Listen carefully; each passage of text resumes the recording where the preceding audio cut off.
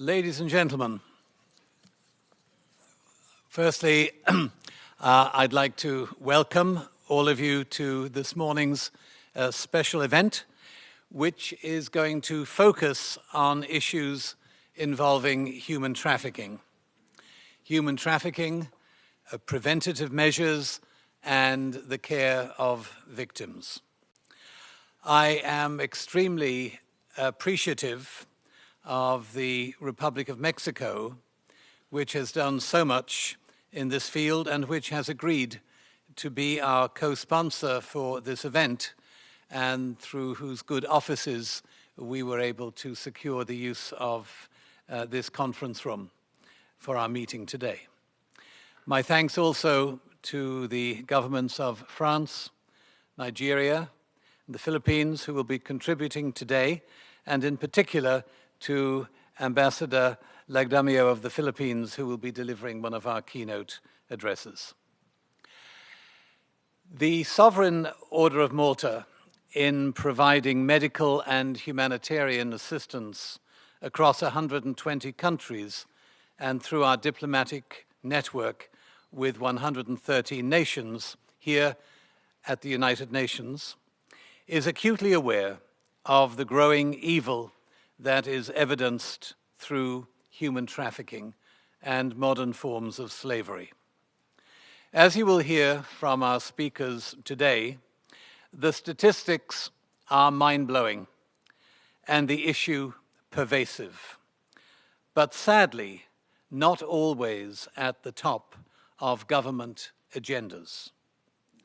The growing number of global conflicts, the displacement of millions of people as a consequence of climate change, as well as the sometimes deliberate and destabilizing actions of rogue and failed states, has contributed to a global crisis that shows no sign of diminishing and which some observers consider is actually out of control.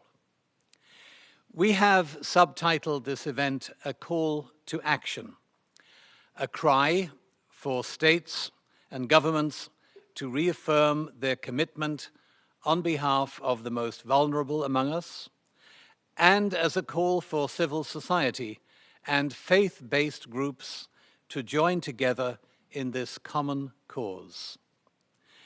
At the onset of the Ukraine conflict, I traveled to Warsaw, and I met there with women and children who had fled the fighting and who had sought a safe haven in Poland.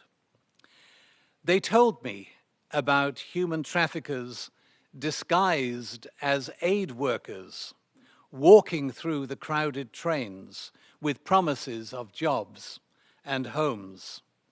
And they told me about how desperate they and their friends were to find and seek normalcy, and how easily they were duped and tricked into the endless cycle of captivity that is human trafficking. Last month, I spoke before the Security Council on the topic of transnational criminal organizations, and I gave a warning to those present about the current conditions in Gaza. Let me just repeat what I said then. There is a potential for a major human trafficking harvest when hostilities cease in Gaza. Unconfirmed reports indicate that between 10 and 14,000 children have been left parentless as a consequence of this conflict.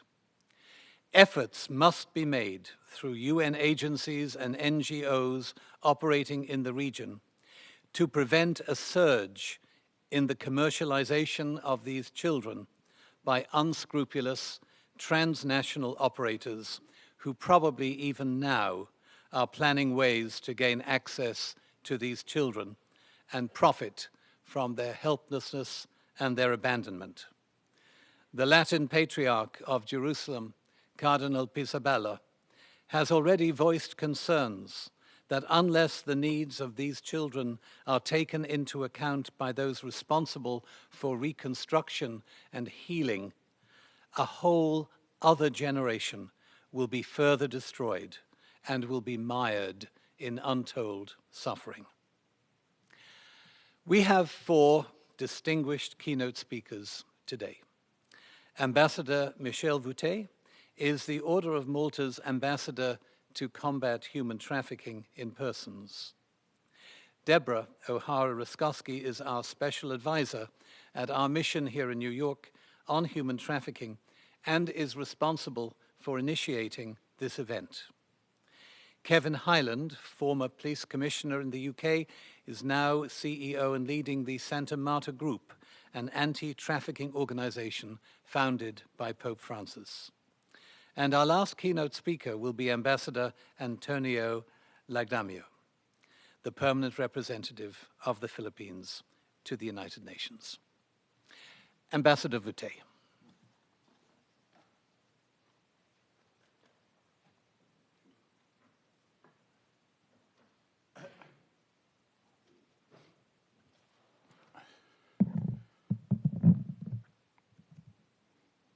Excellencies, ladies and gentlemen, dear friends.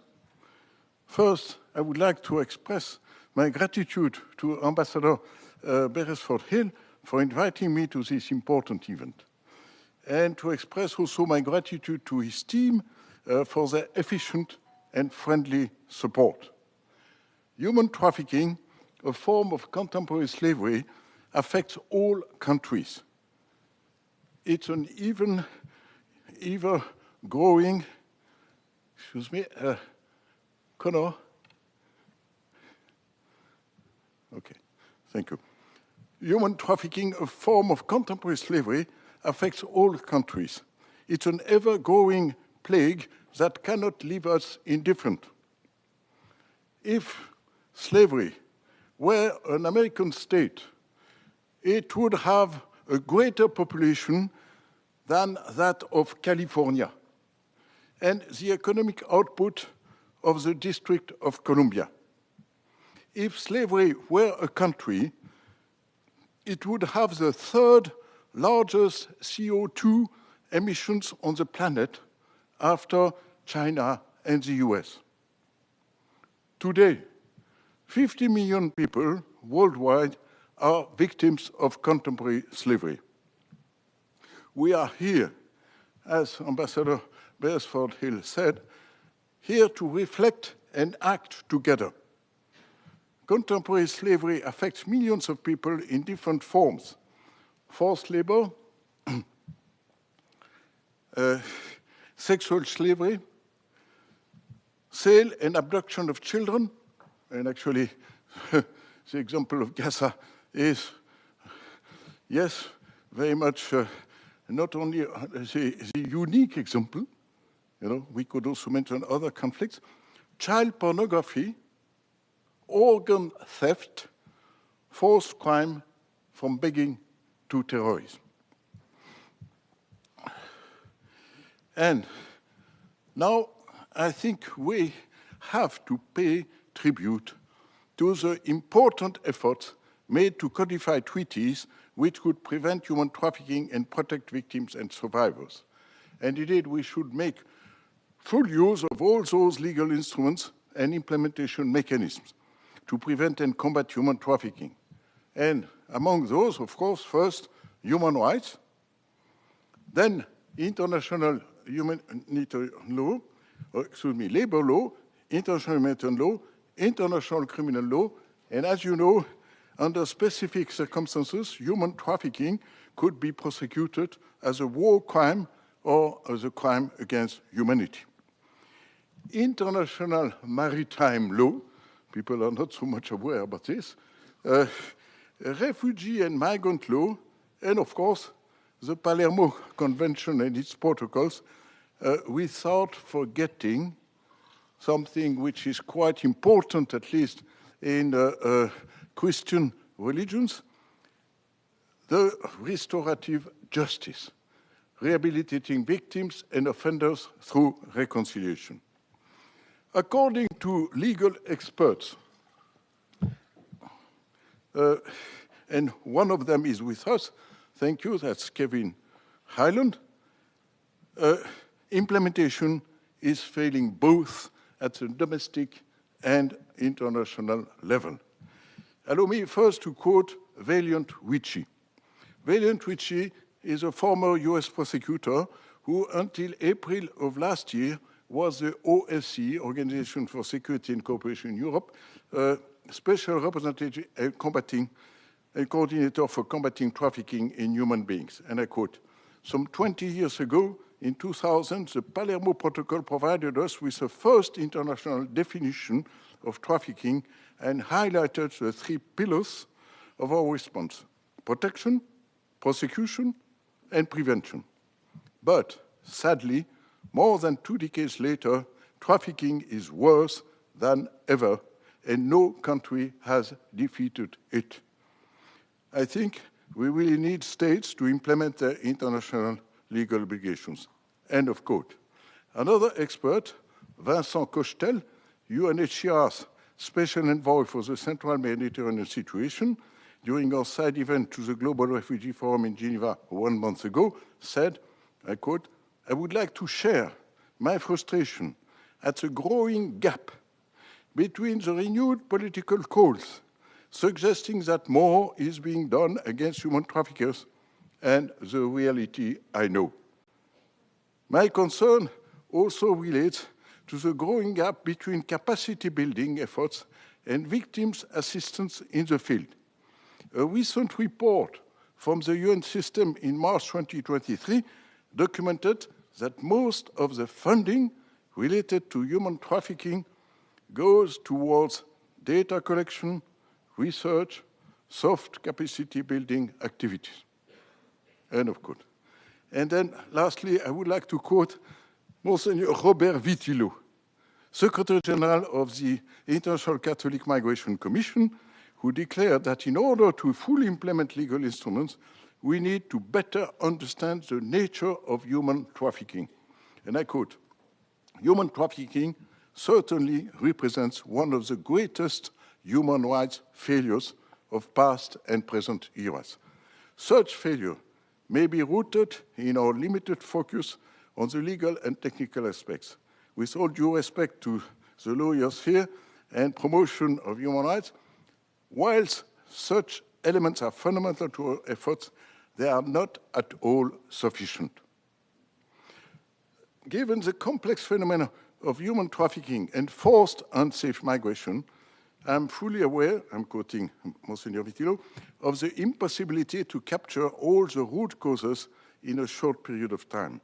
Among the root causes are the obsession of business almost exclusively on amassing more money and profit, which easily leads to the commodification and exploitation of people with the consequences of extreme poverty and unequal access to enjoy basic human rights, and the demand side."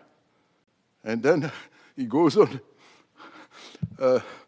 "Consumers constitute a huge mass who seem largely unaware of the exploitation, yet enjoy the benefits of the services provided by trafficked persons." End of quote. What can we do? The Sovereign Order of Malta would like to highlight the important role of religious leaders in advocacy and religious congregation in care, in the protection and assistance to victims and survivors of human trafficking. Allow me to mention the Santa Marta Group, of course, represented here by Kevin Highland, Global Strategy Director of Santa Marta, and the Santa Marta Group, a global partnership with representatives of the Catholic Church, police agencies, international organizations from 30 countries. Second, the International Catholic Migration Commission, which protects and serves uprooted people, including refugees, asylum seekers, internally displaced persons, victims of human trafficking and migrants, regardless of faith, race, ethnicity, or nationality. Third, the Talita Kum Network, an international network of consecrated life against human trafficking with members from 92 countries. And fourth, I could quote more, but allow me to quote this one. Australian Anti-Slavery Network, ACAN, facilitated by the Anti-Slavery Task Force of the Archdiocese of Sydney, which was established by a Knight of Malta, former ambassador of Australia to the Holy See, John McCarthy. And again, I could give you other examples, but now I would like to highlight the Catholic Church social doctrine. Indeed, in addition to positive law, international law instruments, we need to see ethical, moral values.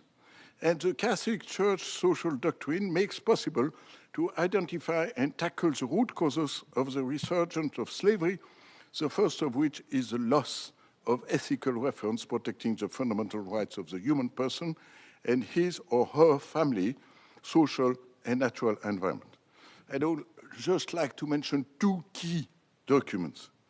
The first is the Laudato Si encyclical letter, and the second are the pastoral orientations on human trafficking.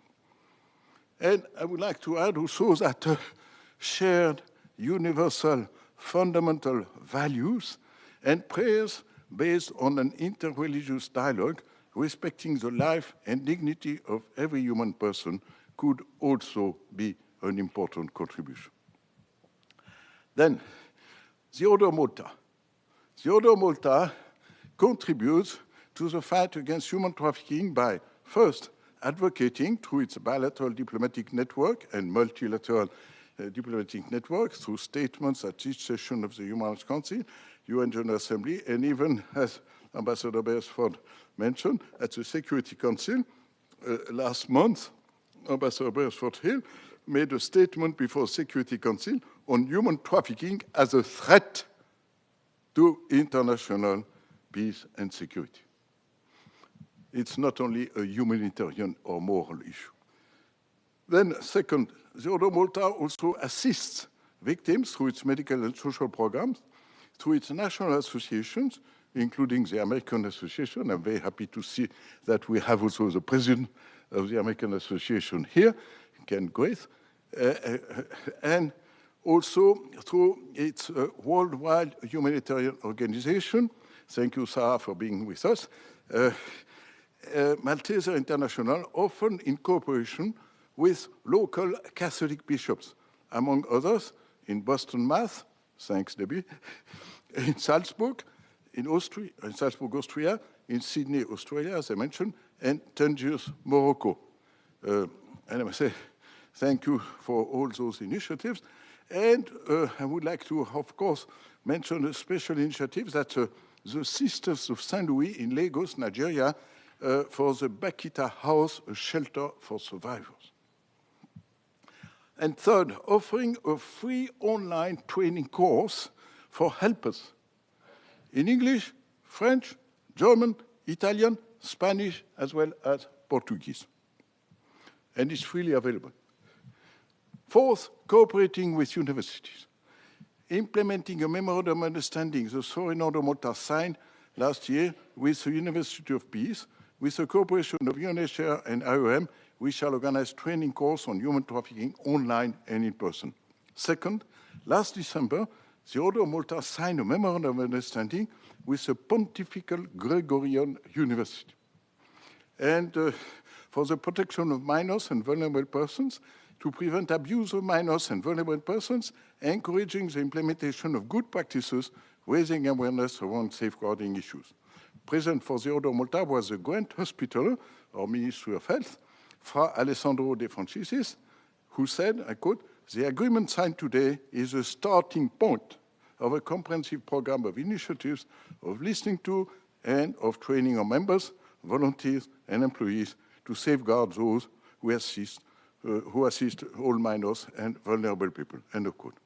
And fifth, organizing 37 webinars on best practices to prevent and combat human trafficking, with subtitles in 7 languages, with leading international specialists, including Kevin Highland. I would like to thank him for his repeated contribution. 6, collecting best practices on a website, christusliberat.org, to assist survivors to empower themselves through a platform to share their stories and insights and engage themselves in support of other survivors. 7, last but not least, praying for potential victims, survivors and helpers, and for the conversion of traffickers. The next public opportunity shall be the World Day of Prayer Against Human Trafficking, the 8th of February, the feast of Saint Bakita, patron saint of modern slaves.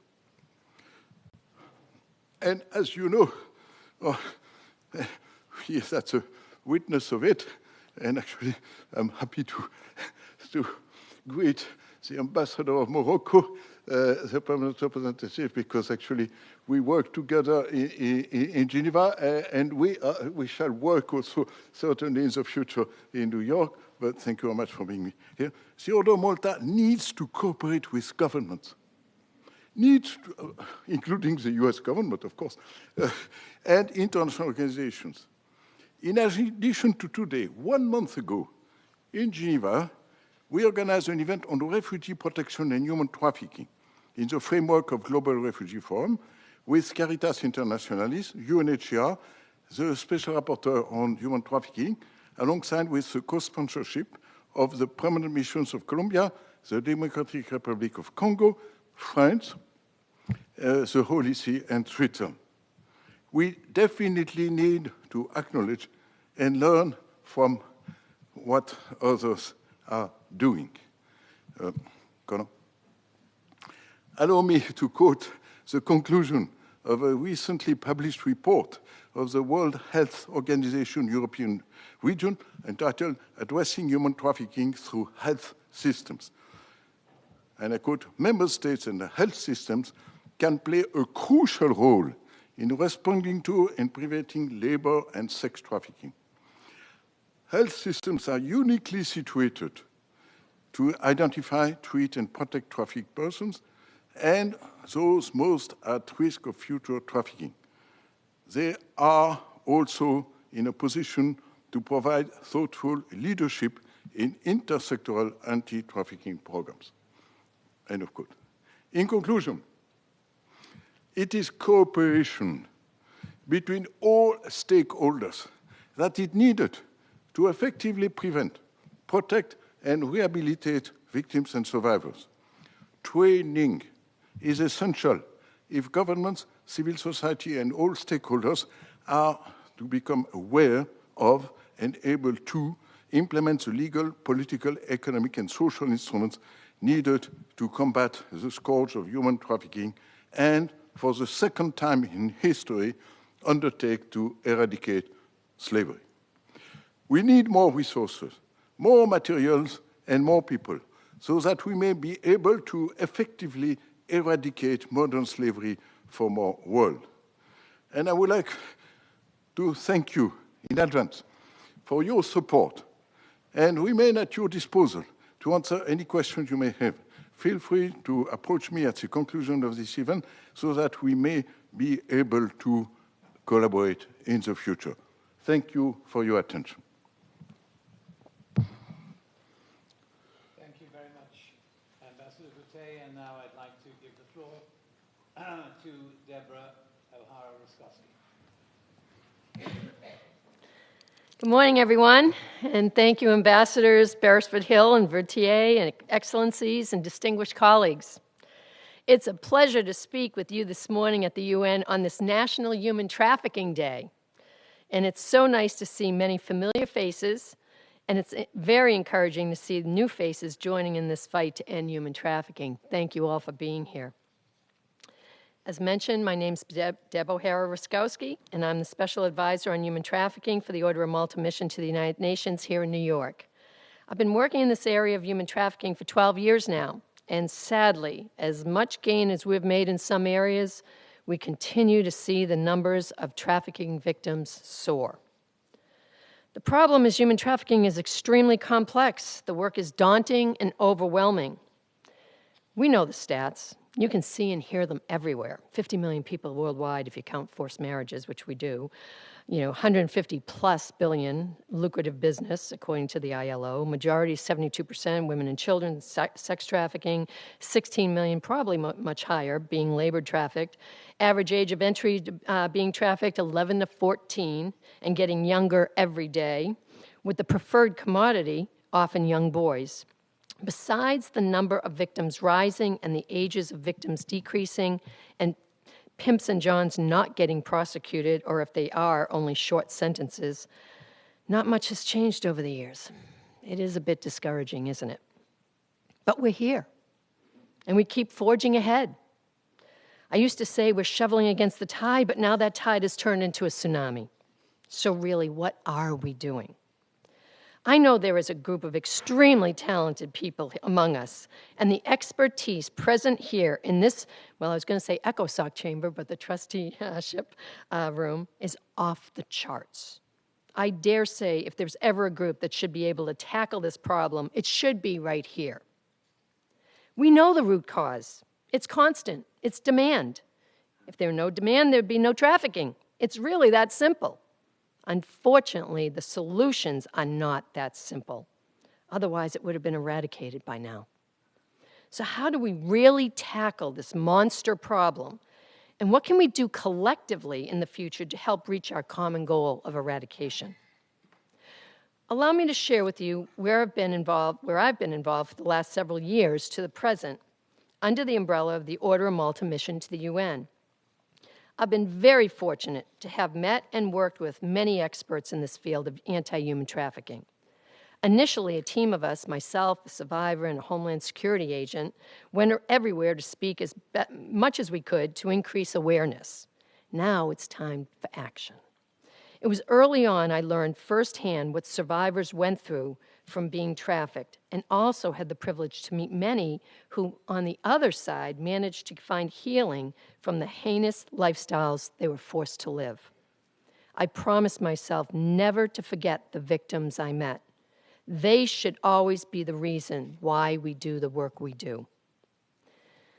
But it sure felt like we weren't getting very far very fast, given the enormity of the problem. But then more doors were opened with law enforcement agencies, businesses, policymakers, congressmen and women, those at the UNODC, the UN Office of Drugs and Crime, and the Holy See Mission and the Santa Marta Group, all who taught me and helped me grow in areas which proved invaluable. One such relationship to whom I owe a debt of gratitude is my friend and colleague you'll hear from shortly, Kevin Highland, the former anti-slavery commissioner under Theresa May in the UK. Sorry to embarrass you, Kevin, but have to do it. Thankfully, Kevin befriended me and kept encouraging me to focus on policy. After many discussions, Kevin and I convened a high-level meeting in November of 2018 of multidisciplinary leaders and stakeholders from the political, business, healthcare, law enforcement, as well as many leaders of member states here at the United Nations. That resulted in the formation of Global Strategic Operatives, or GSO. I know several of you were here at that time. GSO was formed to focus on human trafficking training to the healthcare sector, both domestically and internationally. This was decided, among many other options, as many of you already know, because of studies and data show that 88 to 92% of all survivors seek out medical care while being trafficked. 68% of those go to emergency departments. This puts healthcare providers directly on the front line. If we ignore training this population, victims will continue to be misdiagnosed, fall through the cracks, and be forced to stay in the life. Therefore, GSO conducted a research study in 2019 and 20, we know what was going on there with COVID, training 10 healthcare systems, 5 of the largest U.S. integrated delivery healthcare systems, and 5 international healthcare sites of similar size. All the results proved very positive, showing a marked increase in confidence levels post-training as compared to pre-training in areas of identification of victims, responding in a trauma-informed care manner to victims, and taking appropriate actions. Actual numbers of identifications of victims increased over 500% post-training. These findings are currently being published in a medical peer review journal by our clinical research team. I'm very proud to state, because of the train-the-trainer methodology, we have trained close to 800,000 healthcare personnel worldwide, not counting new hires who will enter the healthcare systems in the future because they kept the training as part of new orientation plans.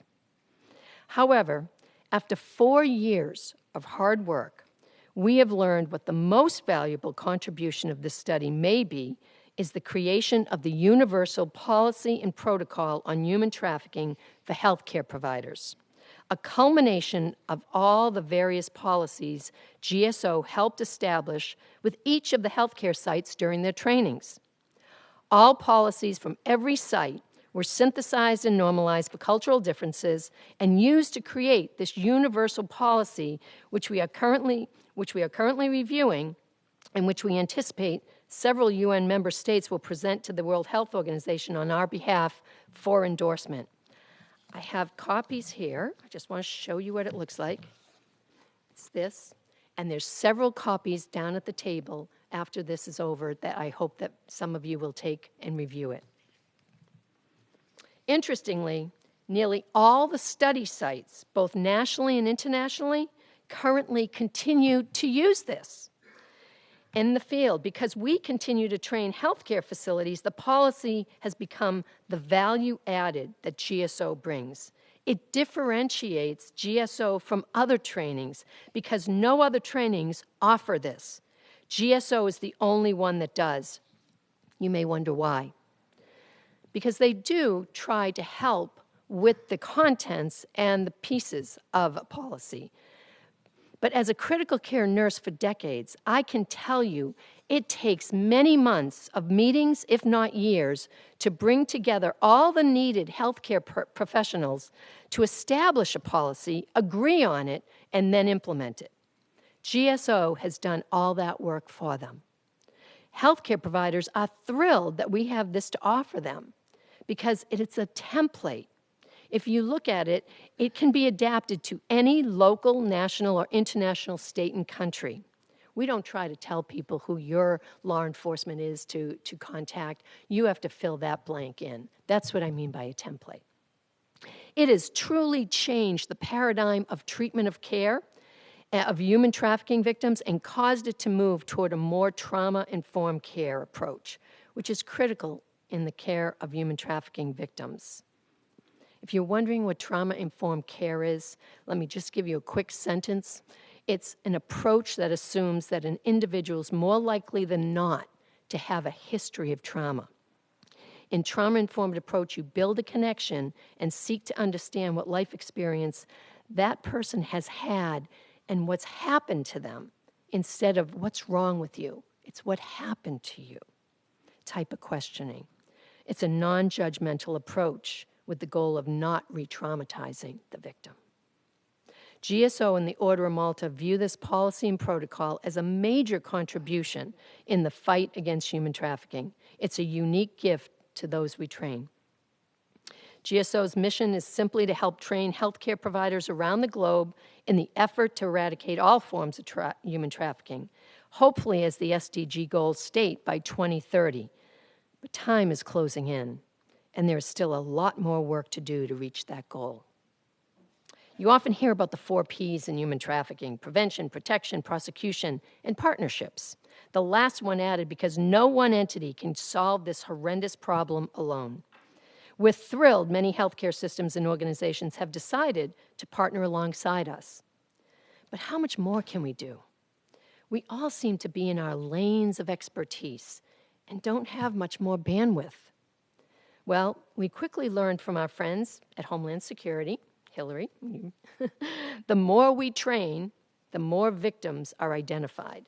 Thus, the numbers increase. It just makes sense. This increases the need for beds. If you ask anyone, what more do you need? Beds, beds, and more beds.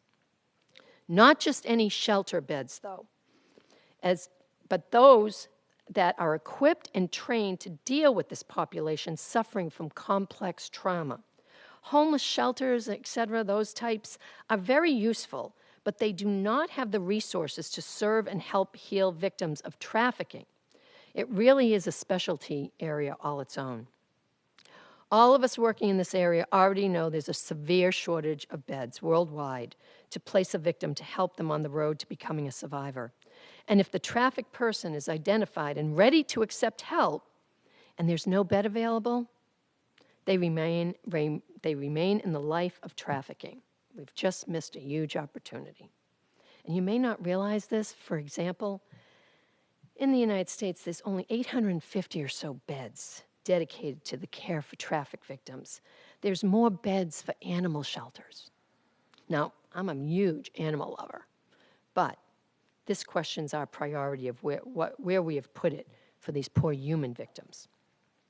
So one might ask, what more can Malta or any of us really do to help?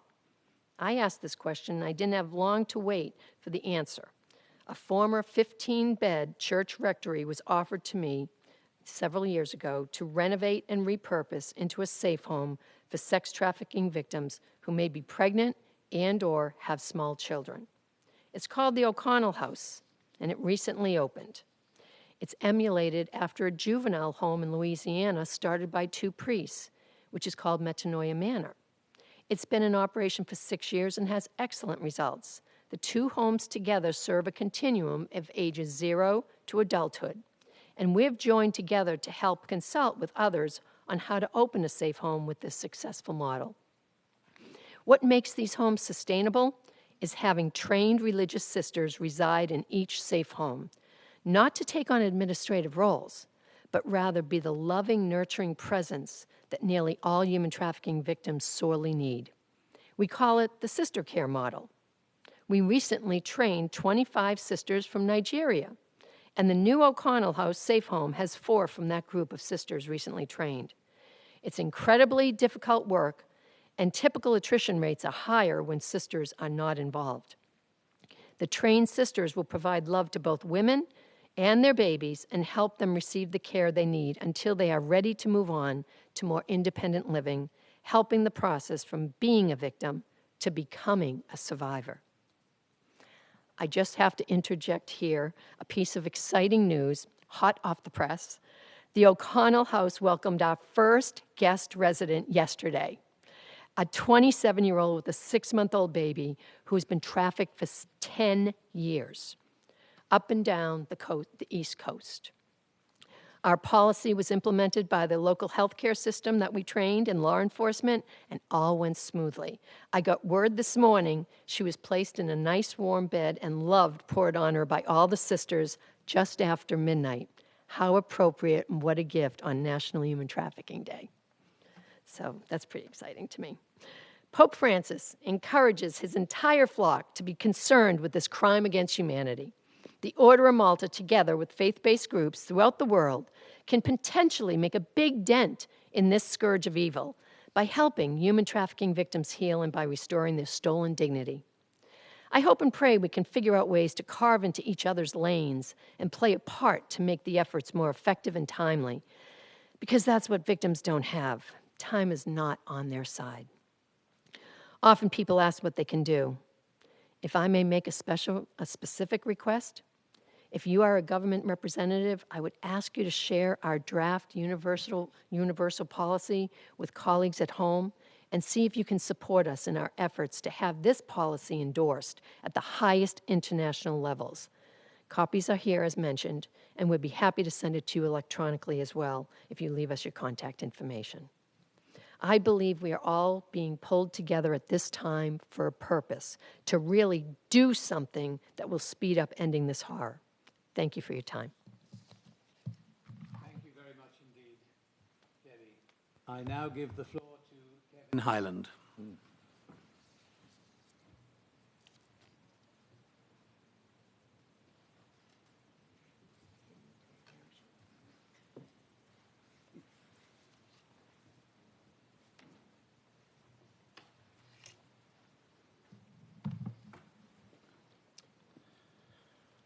Your Excellencies, distinguished guests, it's a pleasure to be here in New York and here at the United Nations, albeit we're talking about a subject that should be into the history books by now. And I would like to particularly thank Ambassador Beresford of the Sovereign Order of Malta and Mexico for convening this very important and timely event.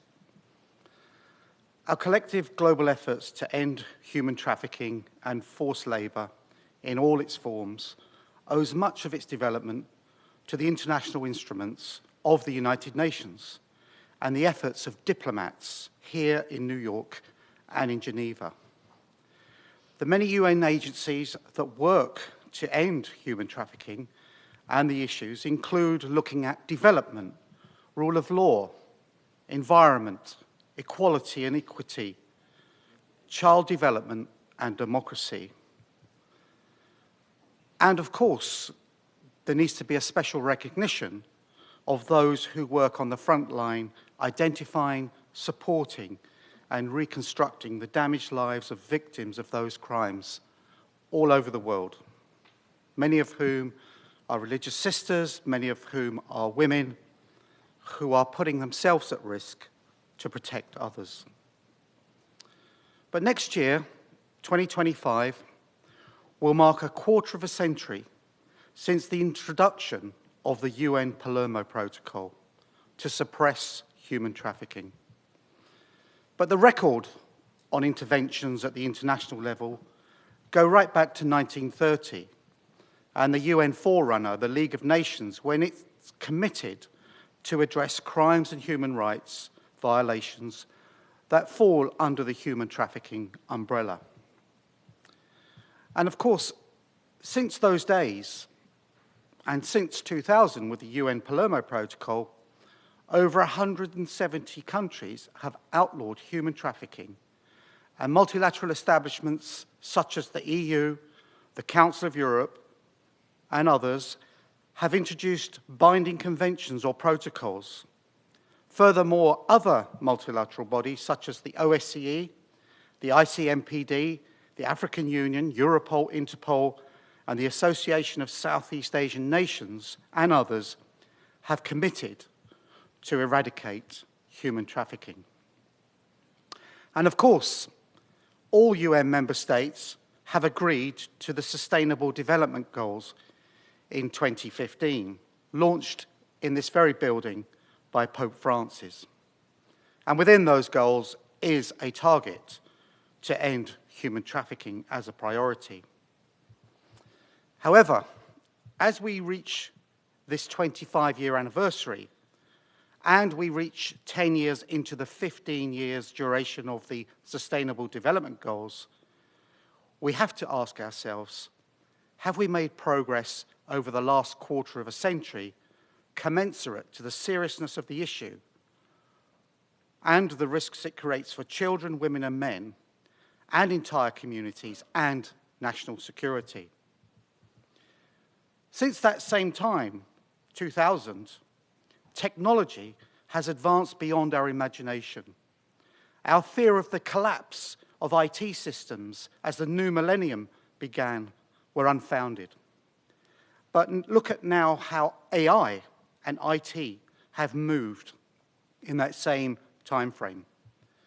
But also global trade and the movement of people, medical science, financial flows, air travel, and many other phenomena have increased beyond our imaginations and very often beyond our expectations. Yet by comparison, approaches to human trafficking have remained stagnant.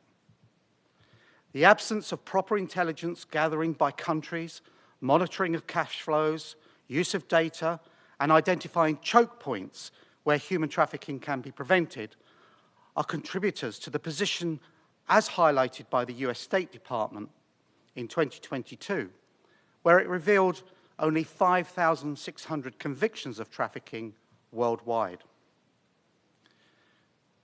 Evaluating this data against the ILO-endorsed estimates of there being 50 million people across the world in exploitation, this means that there is a 99.98% chance of impunity, almost the perfect crime.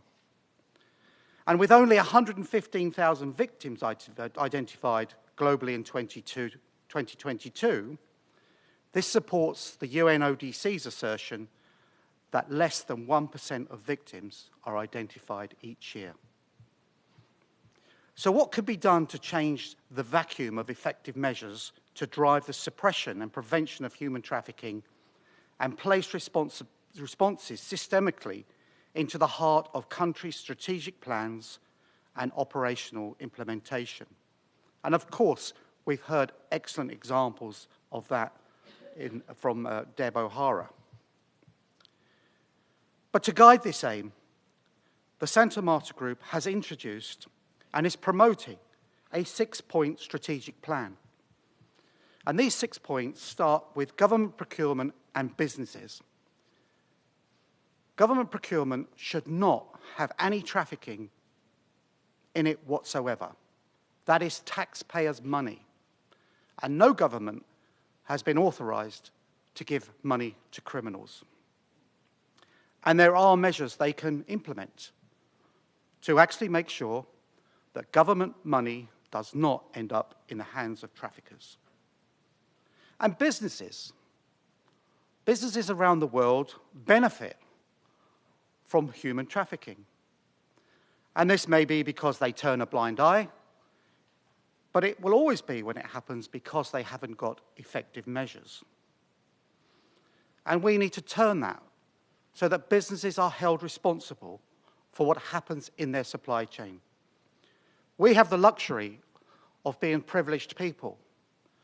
And if we buy an item and it's defective, we can get a refund. If my plane was late coming to the United States from a European country, I get compensation of 600 euros. If you're a traffic victim and you're identified, you're not entitled to either of those, and nothing like it. But also, there are countries that have started to look at government procurement and supply chains: the UK, Australia, France, Germany, Canada, and the EU. And of course, Germany is the first country to add a sanction to those who breach the rules and have human trafficking in their business. But the second point Santa Marta wants to see introduced is this notion of tainted money. Removing the benefits, which are currently estimated at over 150 billion US dollars every year. And tainted money is more than criminal assets and criminal benefit. It's the profit that is made by trafficking. The profit of the things that are sold in supermarkets, the things that are sold across the world in government procurement, the use of flats for brothels. All of these things where there's profits being made by someone in that chain should be up for grabs. And that money should then be used as reparation, victim support, and in the fight against human trafficking. And people say, well, this is really difficult. We already do it for counterterrorism. So we can do it for human trafficking. Technology platforms must be regulated and governed by law. And an example is the European data protection laws bring sanctions if you breach the data protection, even if nobody's put at risk. And for example, in Ireland, under the GDPR rules, a major platform was fined 1.4 billion euros for breaching data rules. And Ireland has just introduced new legislation and a commissioner who will actually monitor these platforms to make sure there are no things on there like children being abused, like crime being supported, and thankfully that will include human trafficking. But we need to see that worldwide, not just one small European country. Also, international instruments, as we heard from Ambassador Vuthi, need to be better understood and implemented. The many instruments that are there that have been agreed by countries but are not being implemented. So as our fourth priority, Santa Marta want to see them put into place. But also we want to see international institutions, the UN, the EU, the Council of Europe, the World Bank, OECD, ILO, the World Health Organization, all start to play their role at a strategic level, talking about prevention. And we can do it, as we saw during the recent COVID crisis. But the sixth one, and this is very much something that the Cardinal, who is the president of Santa Marta, Cardinal Vincent Nichols, always says, we cannot achieve the other five unless we acknowledge this one. We have to show proper moral leadership as individuals, but also as decision makers, because none of this will be delivered without leadership that becomes transparent and thinks about people at the heart of what they're doing. So we've come up with a plan as Santa Marta, but how are we going to ask for this to be delivered? Well, we are working very closely with the G20 and partake in what's called the G20 Interfaith Alliance, which feeds into the leaders' recommendations. And what we want to see is by 2030, at the time when the SDGs come to their end, collectively, the G20 countries are spending on infrastructure 30 billion each year in the fight against human trafficking to achieve Sustainable Development Goal 8.7 and others. And that may seem like a big ask, but the United States spends somewhere in the region of 100 billion a year on the fight against drugs. So this is still a small ask. And when I speak to people, different governments, and people at senior positions, including politicians, they accept that 30 billion globally being spent on this by G20 countries, the richest countries in the world, which includes the EU and now the African Union, is the minimum that should be spent. Currently, it's hard to get to a collective 1 billion being spent by governments. And why must we do this? Well, the 50 million people. And of course, it happens in our developed nations as well as the global south. But people like the girl I met in Sicily from Eritrea, 15 years of age, when she arrived into Italy, she was seen as a migrant, another person landing in Europe, looking for an opportunity. Until you hear her story, that she'd been repeatedly raped whilst in Libya and been sold at markets and was kept in what's called connecting houses. And it was only when she had worked off her value and there was a seat on a boat that she was then discarded by the criminals. That's one of the 50 million. And we can talk about those all the time, but we need to make sure that we have a systemic approach that by the time we hit the end of the Sustainable Development Goals, that we can say is starting to be effective, and we can stand in front of that girl who comes from Eritrea and say we really did our part. And so that then we get to the point where we don't see these girls coming from Eritrea because we support them and we take the accountability to those who are allowing and encouraging and benefiting from this phenomenon of human trafficking and modern slavery. So Santa Marta Group is committed to doing this. We're very lucky to be able to work with the Order of Malta and many other organizations across the world and countries. So from the Cardinal and from the patron of Santa Marta, Pope Francis, this is something that we are determined to drive home. And we hope that we can perhaps stand here in 2030 and say, yes, we're making a difference. Thank you very much.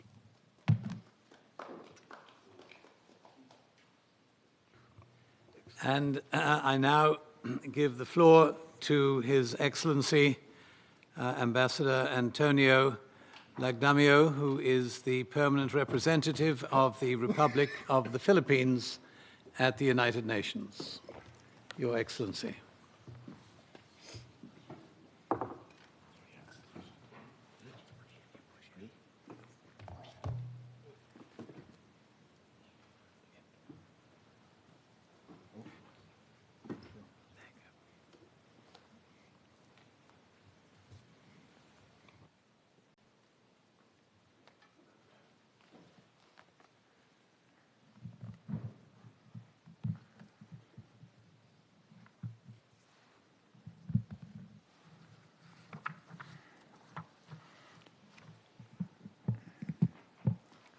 Excellencies, it is my great pleasure to participate in this very important event.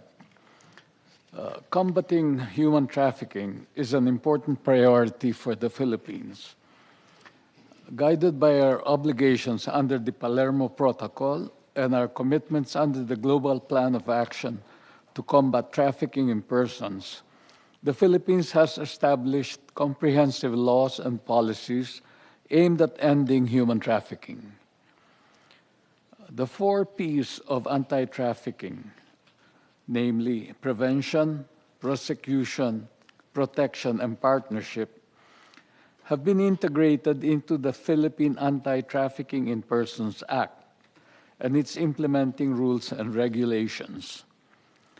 Our anti-trafficking efforts are led by the Interagency Council Against Trafficking in Persons, which is composed of 25 government agencies led by the Department of Justice and the Department of Social Welfare and Development, and includes civil society organizations representing the sectors of women, and then children and overseas Filipinos also sit in the council.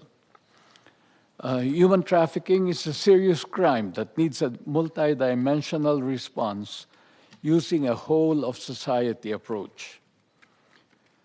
Taking into account the volume of Filipino migrants and the reality of human trafficking that occurs in migration contexts, the Department of Foreign Affairs, as well as the Department of Migrant Workers, are tasked to ensure that Filipino victims of trafficking get access to justice, provided with needed physical and mental health services, and are reintegrated into society. In countries where there is a concentration of Filipino workers, the Philippine embassies and consulates have established shelters for victims of human trafficking and other forms of violence. Social service attachés are deployed to these embassies and consulates to provide victim-centered and trauma-informed care to trafficking victims. As the old adage says, prevention is better than cure. The Philippines invests in preventative strategies to combat human trafficking. The Interagency Council Against Trafficking in Persons operate at the grassroots level, involving community organizations, faith-based groups, and village associations. Community education programs and webinars are conducted to reach the farthest possible places to raise awareness on the manifestations and risks of human trafficking.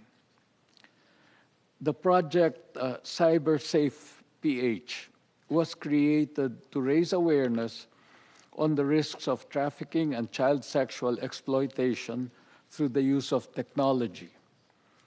Partnership with parents, educators, and the private sector is a crucial component of efforts to keep children and young people from being victimized by traffickers in online spaces. Through the 1343 action line, the general public can report incidents that are suspected to be human trafficking. This hotline has been instrumental in rescuing victims and in facilitating the prosecution and punishment of perpetrators. Every year, thousands of government officials, security officers, healthcare professionals, and educators attend seminars and orientations to familiarize themselves with incidents of trafficking and how to identify and care for victims. International cooperation is very important in preventing human trafficking and providing protection for victims. The Philippines signed a number of cooperation agreements with countries where there are huge concentrations of Filipino migrant workers. Our cooperative efforts with some countries in the Middle East led to reforms of the visa system that allowed for better labor mobility and pathways for regular migration for migrants. These agreements also facilitated a more efficient access to justice for victims of human trafficking. The Manila International Dialogue on Human Trafficking was held in Manila on December 13, 2023, in cooperation with the Embassy of the Netherlands in Manila. This dialogue served as a platform for sharing best practices and lessons learned, as well as challenges in combating human trafficking. It was also used as an opportunity to analyze new trends and patterns of human trafficking, ways to detect the flow of trafficking proceeds, and innovative approaches to uncover trafficking networks. Border control is another area that can be strengthened in order to prevent human trafficking cases. The Interagency Council Against Trafficking in Persons in the Philippines regularly releases resolutions and guidelines on departure of international-bound Filipino passengers with the overarching role of detecting and preventing human trafficking situations. Excellencies, colleagues, the economic, social, and health costs of human trafficking is too great. It is a crime that defiles human dignity and robs our children of their future. Human trafficking shames us all, and we have to do our utmost to eradicate it. Thank you. Thank you, Your Excellency. We now move to the second section of our conference this morning. And I'm going to now hand over to Deborah O'Hara-Ruskowski, who will now moderate some additional presentations from our guests, as well as hosting a question and answer session. Debbie. Yes, thanks so much, Ambassador, and thank you again, all of our distinguished guests and keynotes. And I know you have to leave, Ambassador Legdamo. Don't worry. We really thank you for coming and appreciate your presence. Okay, we move into a different segment. And at this point, I'd like to introduce a few people and then have a Q&A at the end. And so I want you to really listen carefully and maybe jot down a few things that you might want to ask afterwards, and maybe get a little bit livelier and keep you awake here, okay? So we have Mr. Mauricio Reza Bautista, and he's an attaché and human rights expert from Permanent Mission of Mexico, our dear friends there. He is the delegate responsible for Mexico's co-chairing of the Group of Friends on the Committee on Rights of Persons with Disabilities in New York. He's previously covered the Security Council and Second Committee at the Permanent Mission. Welcome, Mr. Bautista. The floor is yours.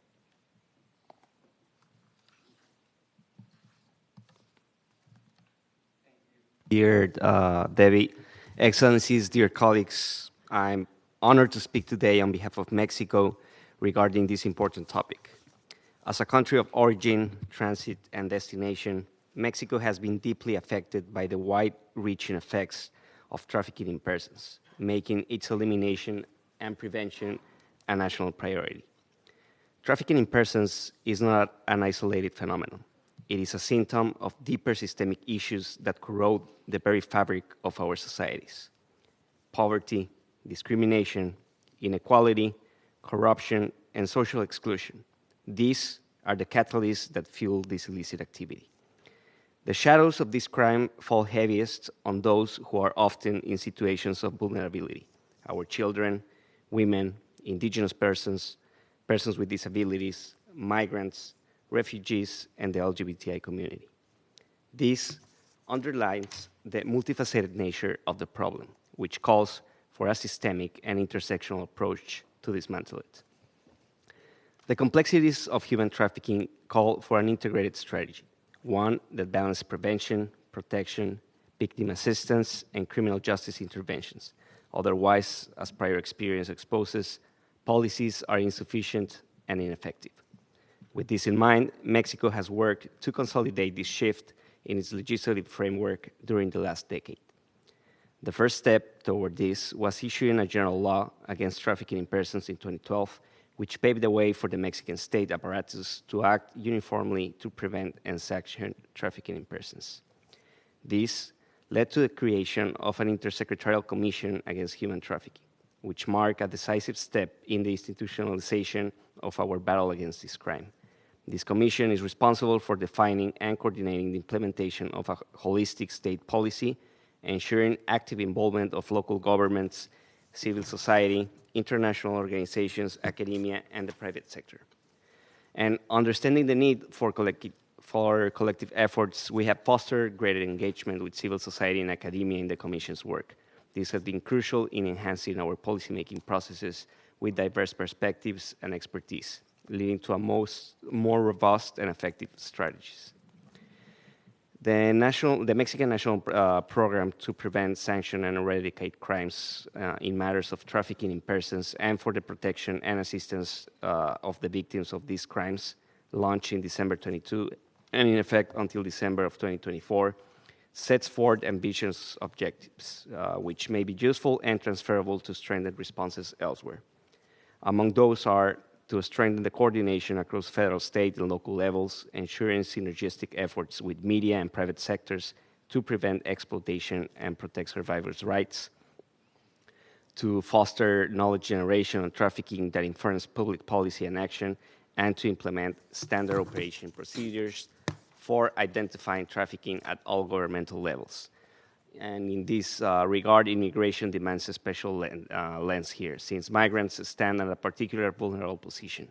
So widening and deepening mandates across all governmental bodies to identify trafficking in persons is crucial, accompanied by clear standard operating procedures that systematize the practice and avoid detachment or delegation of responsibilities.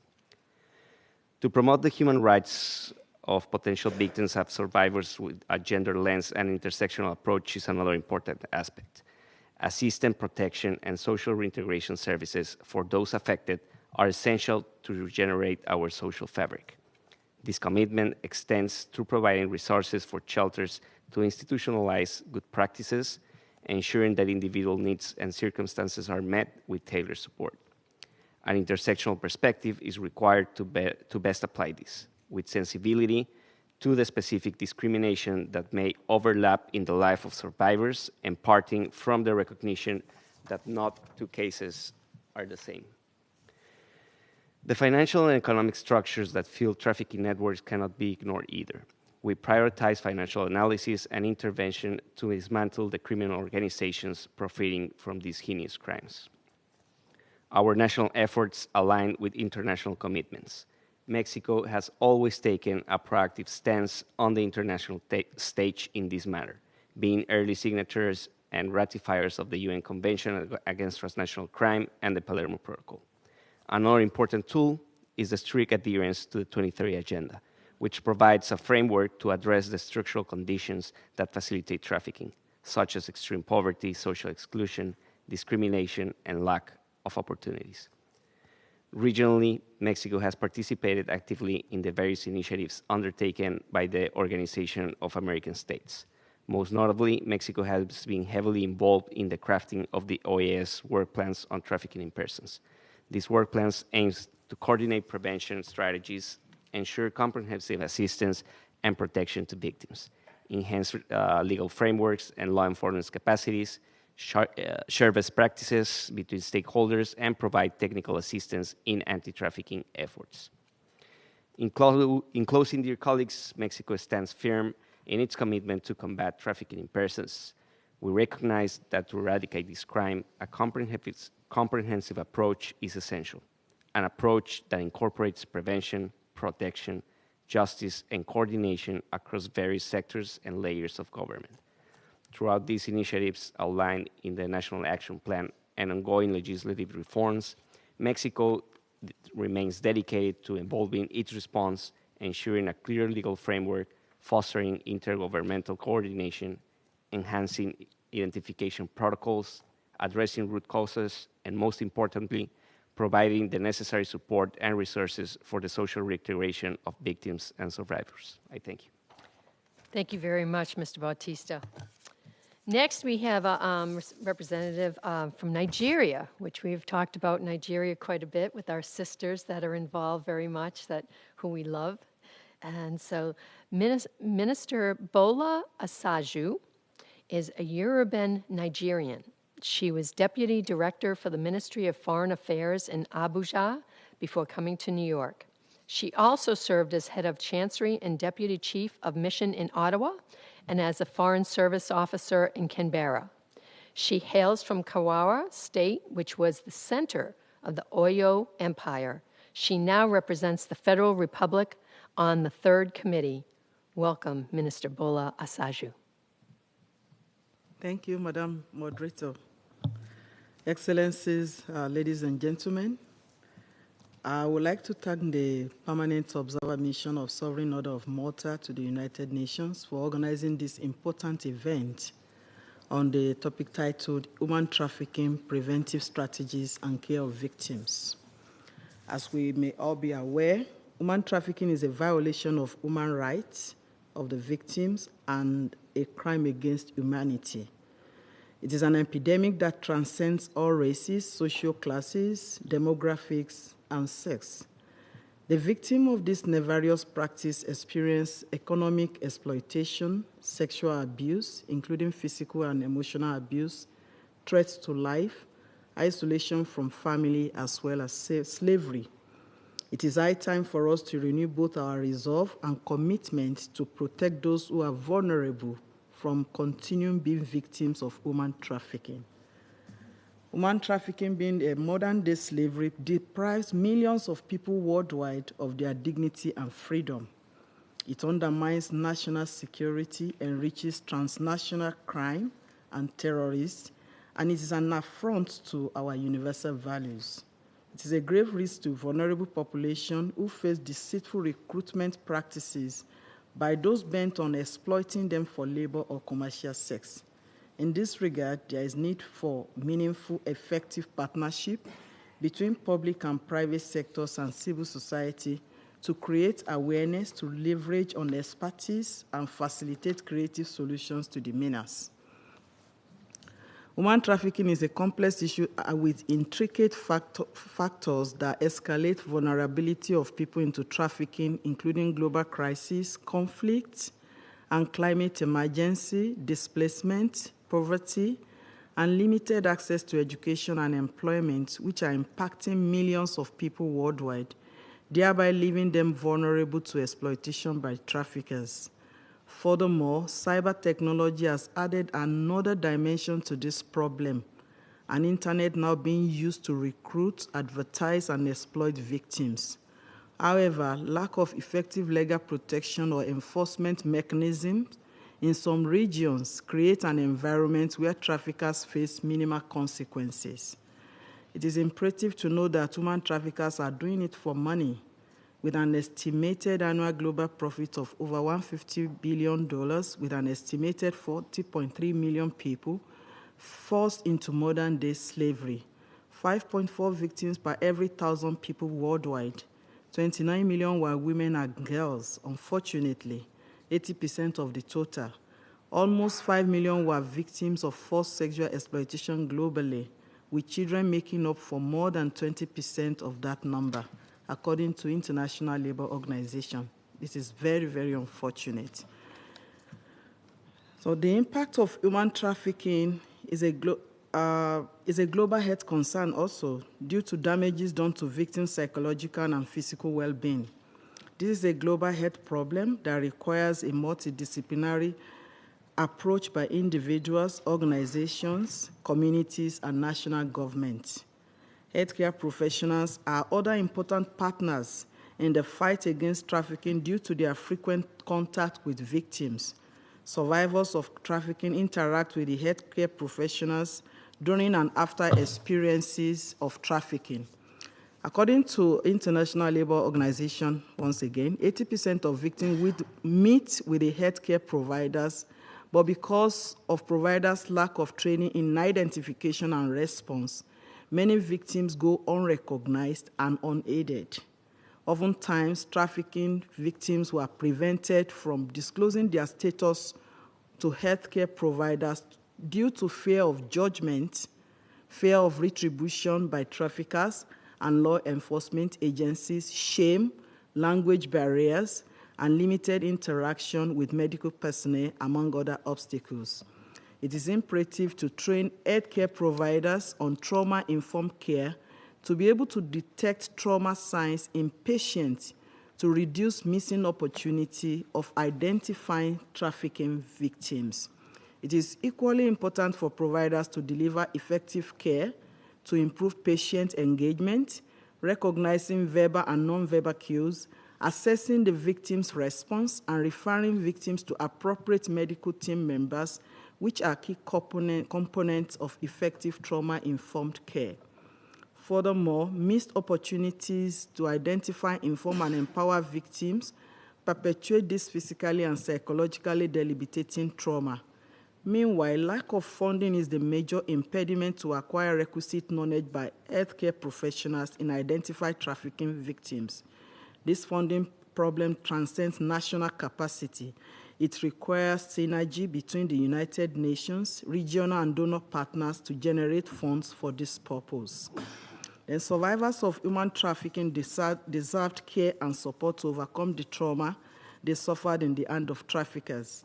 The empowerment of victims requires providing them with resources and opportunities to regain their lives. They should be given opportunities to tell their story, which will help in legislative policy formulation for the protection of victims. I want to, at this juncture, just highlight what the Nigerian government has done and is also doing just to address this scourge. Nigeria government has been actively involved in various efforts to curb human trafficking through the National Agency for the Prohibition of Trafficking in Persons, NAPTIP. Through legislation and policy advocacy, NAPTIP has played a pivotal role in advocating for the enforcing anti-trafficking legislation in Nigeria, such as the Trafficking in Persons Prohibition Enforcement and Administration Act 2015 to address the scourge of human trafficking. And then there is law enforcement and prosecution in place too. NAPTIP works closely with law enforcement agencies to investigate and prosecute individuals involved in human trafficking. It conducts operations to rescue victims and apprehend traffickers. And there is awareness and prevention too. NAPTIP conducts public awareness campaigns to educate communities about the dangers of human trafficking and how to prevent it. There is capacity building, victim support and rehabilitation. NAPTIP operates shelters and safe houses for victims, offering them a place of refuge. Provides psychological counseling, medical care, and vocational training to survivors to facilitate their reintegration into the society. And we also collaborate internationally. They engage in partnership with international organizations, foreign governments, neighboring countries, and NGOs to strengthen the global fight against human trafficking. And there is legal advocacy and protection support too. This works to ensure that victims have access to legal aid and support prosecution against traffickers. In the same vein, effective implementation of the Global Compact for Safe, Orderly, and Regular Migration is the leading way to achieve the 2030 Agenda's principle to leave no one behind. So on this juncture, we call on member states to consider inclusion of migration, challenges, and needs of present and future generations in the preparatory discussions to develop a pact of future and the World Social Summit slated for 2025.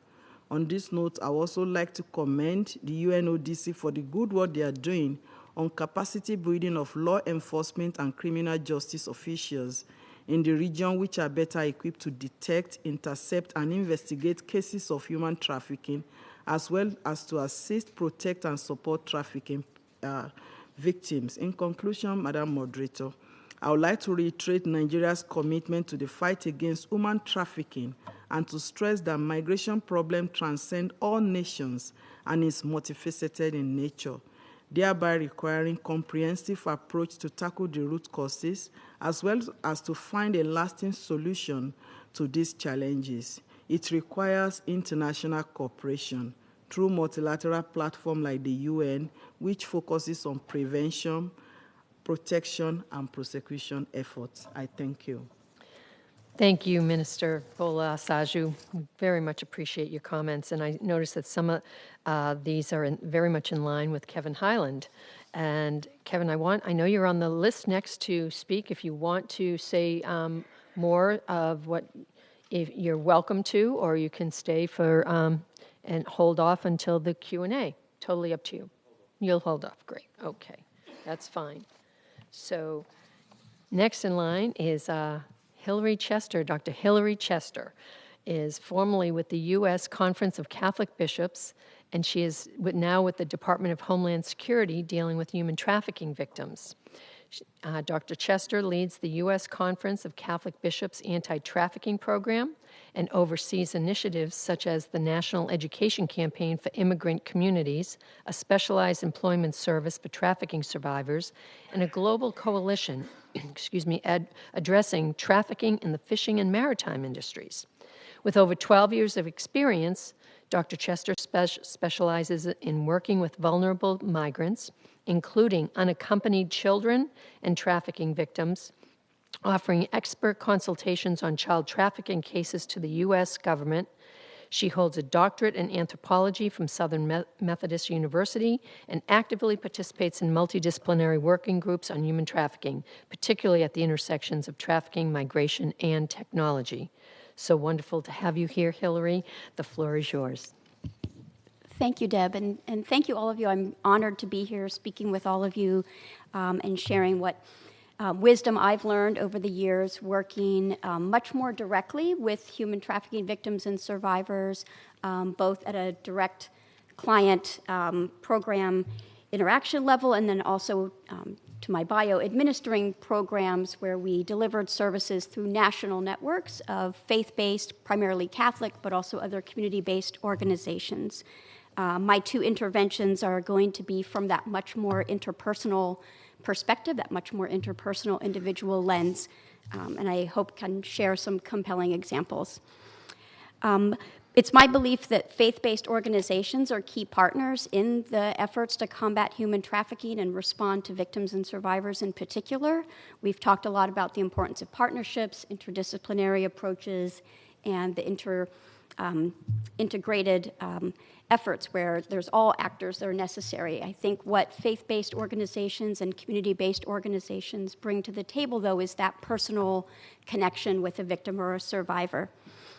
Victims of human trafficking have often been some of the most disturbing, some of the most severe ways that people are exploited and controlled is through taking away their autonomy, taking away their ability to make choices, taking away their ability to control their own movements, leaving situations where they're being harmed, and then certainly the fear that they have that their families and family members may also be under duress or in harm's way. And those are considerations that when we are developing programs, we need to keep forefront in our minds. For many years in the service delivery world, as we were developing what are called individual service plans, we as the experts thought about, what are the priorities? What does it take to stabilize a victim? What does it take to build someone back up? And our intentions were quite positive. Our intentions were good, but we were coming from a very top-down approach. And now, Deb mentioned the trauma-informed approach. There also now is a victim-centered approach, which is quite aligned with Catholic teaching on the dignity of the human person and that holistic, person-centric approach to serving an individual.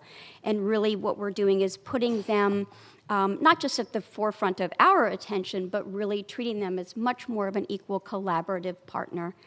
We had a program at my last organization that was providing employment services, specifically job readiness, so preparing survivors to get back into the legitimate workforce, some of them getting back into a legitimate workforce, some of them entering a legitimate workforce for the first time.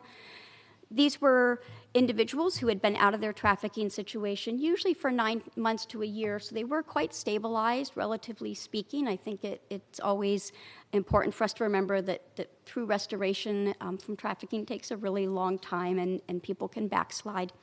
But this program of job readiness, what we did is we created tools so that we could help the individuals measure what are their skills, what are their interests, what are their talents. I think all of us have probably in our professional careers had been to some kind of work retreat where you take a survey and figure out what is your work style, what are your work preferences.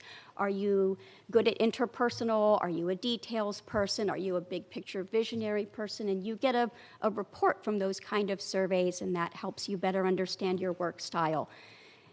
The participants in our program had never had that kind of an inventory, had never had that luxury of a self-reflection of what are their skills, what are they good at, what are their gifts and talents that they would bring to any employment setting. And we had them go through those surveys, gave them their results, and then worked with them to find opportunities in the community, whether it was a job or a certificate program or a vocational program. And then we laid out some short-term goals, intermediate goals, talked to them about budgeting and how we could use the client budget that we had to pay for courses, certificate programs. Some of them needed specialized equipment for a particular job. We had someone that wanted to be a welder, for example. But we really let them direct their own trajectory. Obviously, we were being realistic, but sharing with them the budget, letting them know this is how much we have to spend. This is the time frame of the program. I don't think we realized until that program how much we didn't include the client in our program planning, in their service planning, in our other programs until that very moment. So then we began incorporating those kind of practices into our general case management program, where we were focused much more on stabilizing individuals, people coming right out of a trafficking situation, but recognizing that even people in that crisis, that very early stabilizing period, could contribute, could be a collaborative partner in developing their own service plan, helping to set their own priorities.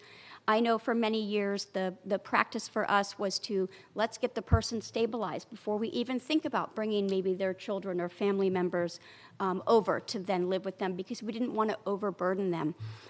In retrospect, I realize it's very difficult for someone to stabilize and focus on their own recovery, their own healing, if in the back of their mind they're always worried about their child, if they're always worried about their spouse or family. And so recognizing that if having a child come over is a real priority, we need to move that up in the process of what we're going to work on. And then they can also be in therapy, working on English or other interventions that they need, but that we would, as a good partner, be actively working to get their child over, for example. And so we really thought about these service plans much more as contracts and agreements between us and the individual we were serving, where we were also committing to doing, taking part, committing to do activities to try to fulfill our end of an agreement. And I think that that's something that can be integrated into most service programs designed for human trafficking victims and survivors. And I think that as member states or as funding organizations at the state and government level, to definitely encourage that programs have that level of flexibility, that level of individualism, and that level of elevating the participants to much more of a collaborative partner. I will also say that the principle of subsidiarity, where we are also, which is a Catholic principle where you're solving a problem at the most local level. You're solving a problem with the people who have the problem, recognizing that at the local level, at the level where people are experiencing whatever problem you're trying to tackle, are the most informed on what their needs are, what is going to work, what outcome they're visioning for themselves. And so thinking about as member states, when you're crafting legislation, when you're crafting protective regulations in different industries, you need to have at the table in a really meaningful, significant way, people with lived experiences, survivors, you need their expertise. What does wage theft look like in a particular industry? We were quite humbled. Again, we had a grant to go and build the capacity of seafarers and port chaplains around the fishing industry. And we were working with ILO, working with other organizations, and we thought we had some great ideas of how to improve working conditions. And yet when we spoke with fishermen, when we spoke with seafarers themselves, there were considerations that never would have crossed our minds.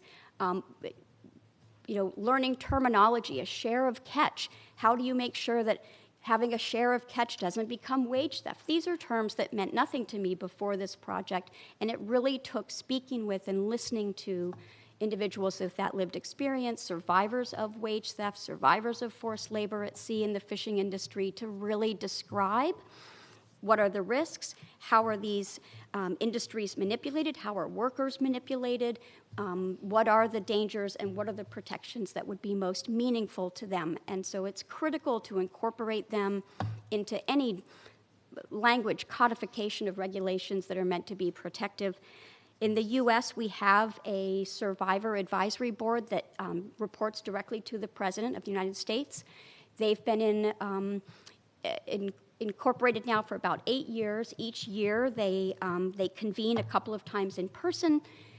When they're not convening, they are meeting with other survivor coalitions and survivor groups, trying to get what are their concerns, what are their priorities, what are their recommendations. And then they make recommendations to the U.S. government, and that informs our programming and our funding of programs and some legislation. They have only been paid, they've only been compensated for their time working in this capacity in the last 2 years. I'll let that sink in.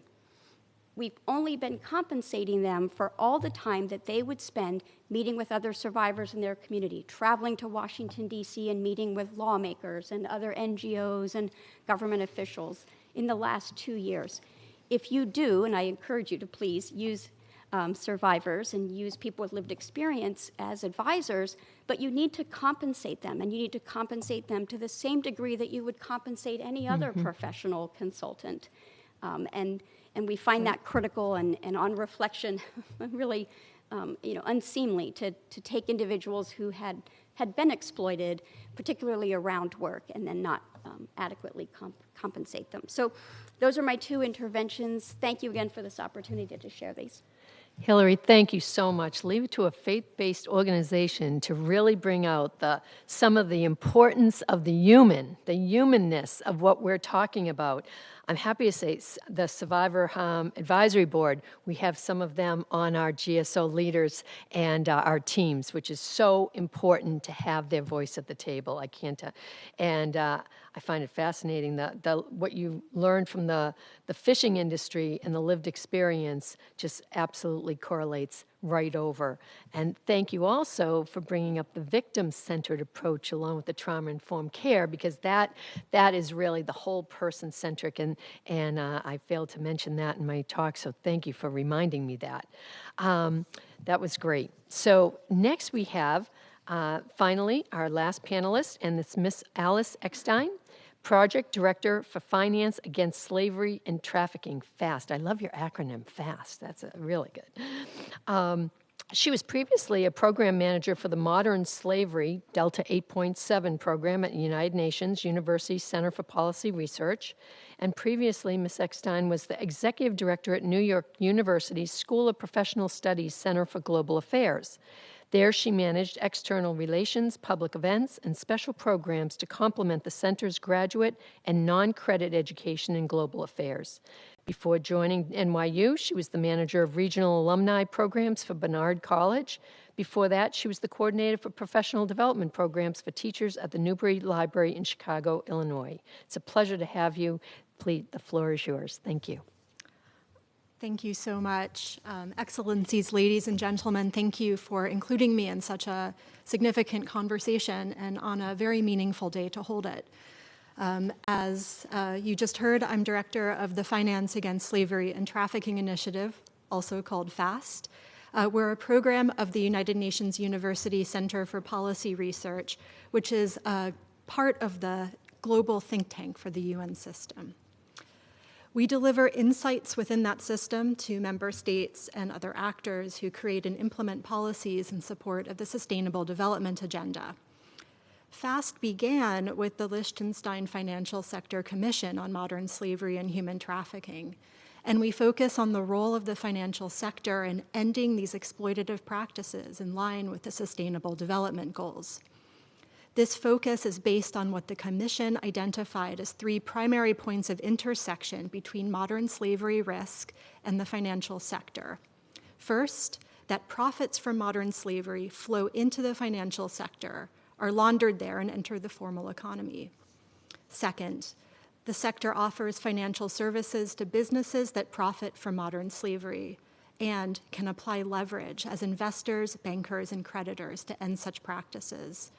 And third, importantly, financial inclusion can increase the resilience of individuals and communities to shocks and thus reduce their vulnerability to exploitation.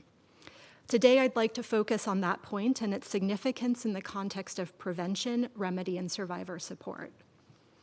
So the lack of access to financial services and products, financial exclusion, is a risk multiplier for people to experience modern slavery, especially when financial exclusion is accompanied by experiences of crisis, conflict, or displacement, as is so frequently the case.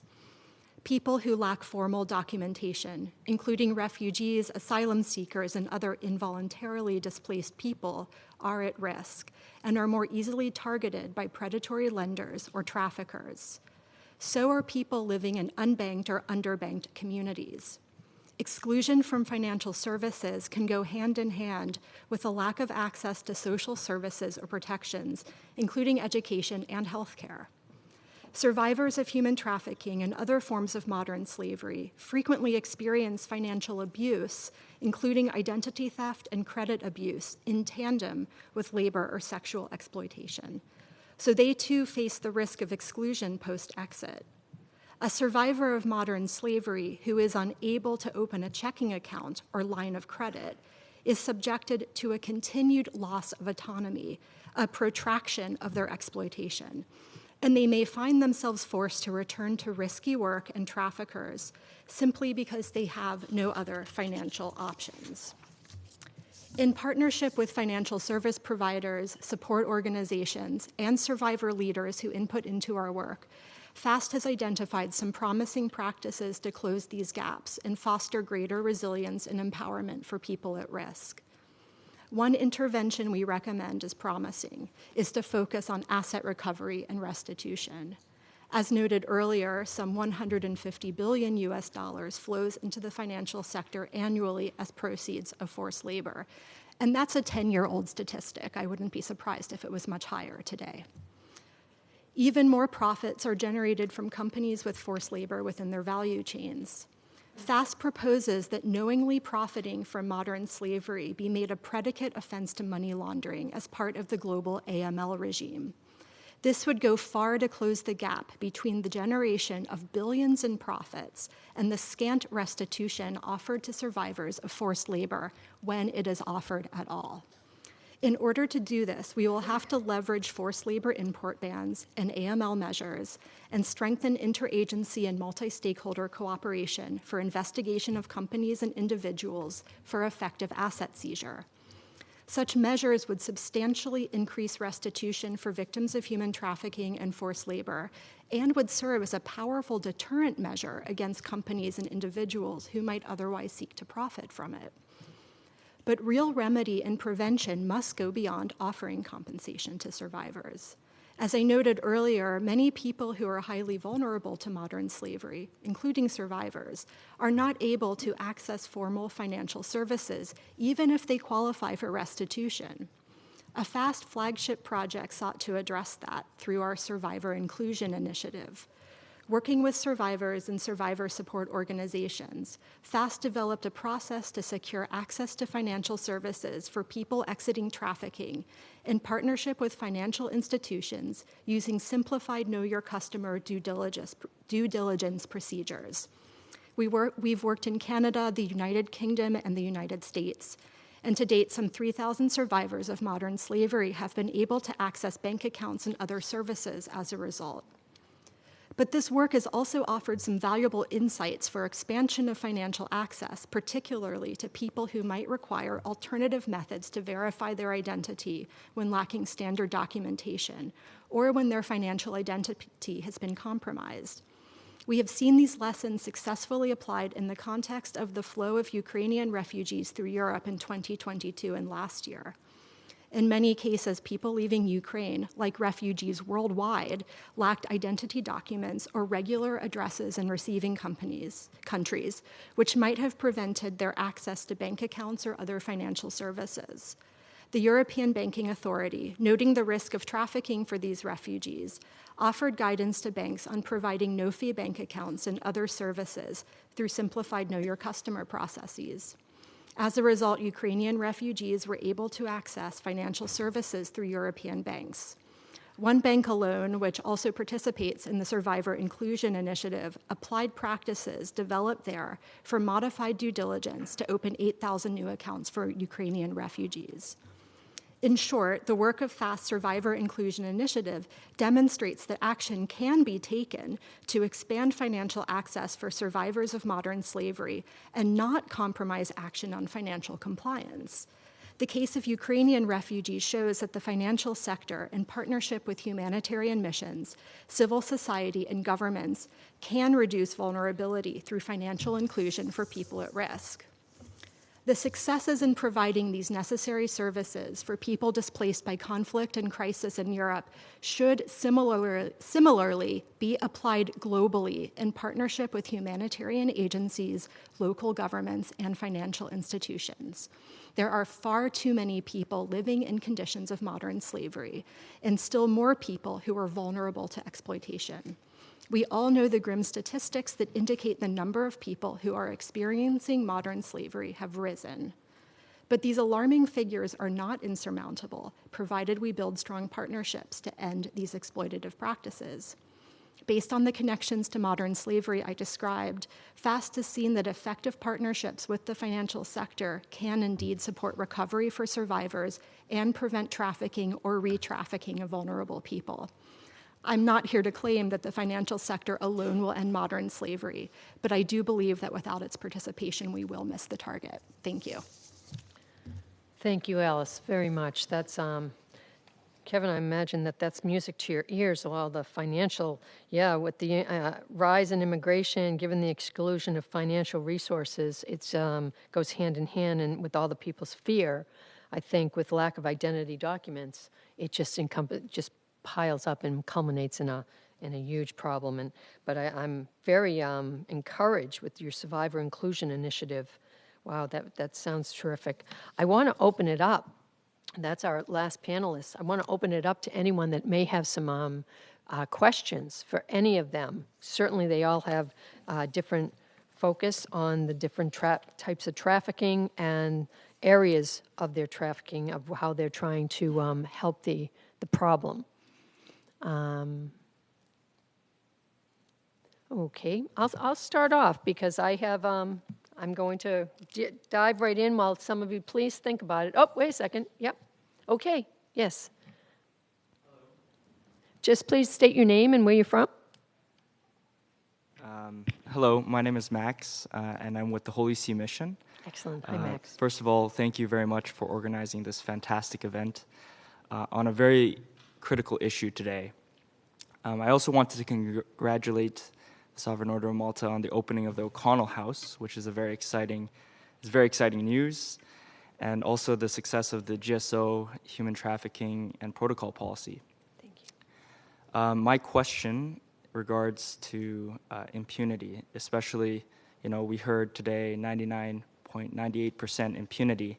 That's quite a concerning number. And it was also mentioned by Ms. Bola, a delegate from Nigeria, also a good friend of mine, that gaps in enforcement measures play a role on this statistic.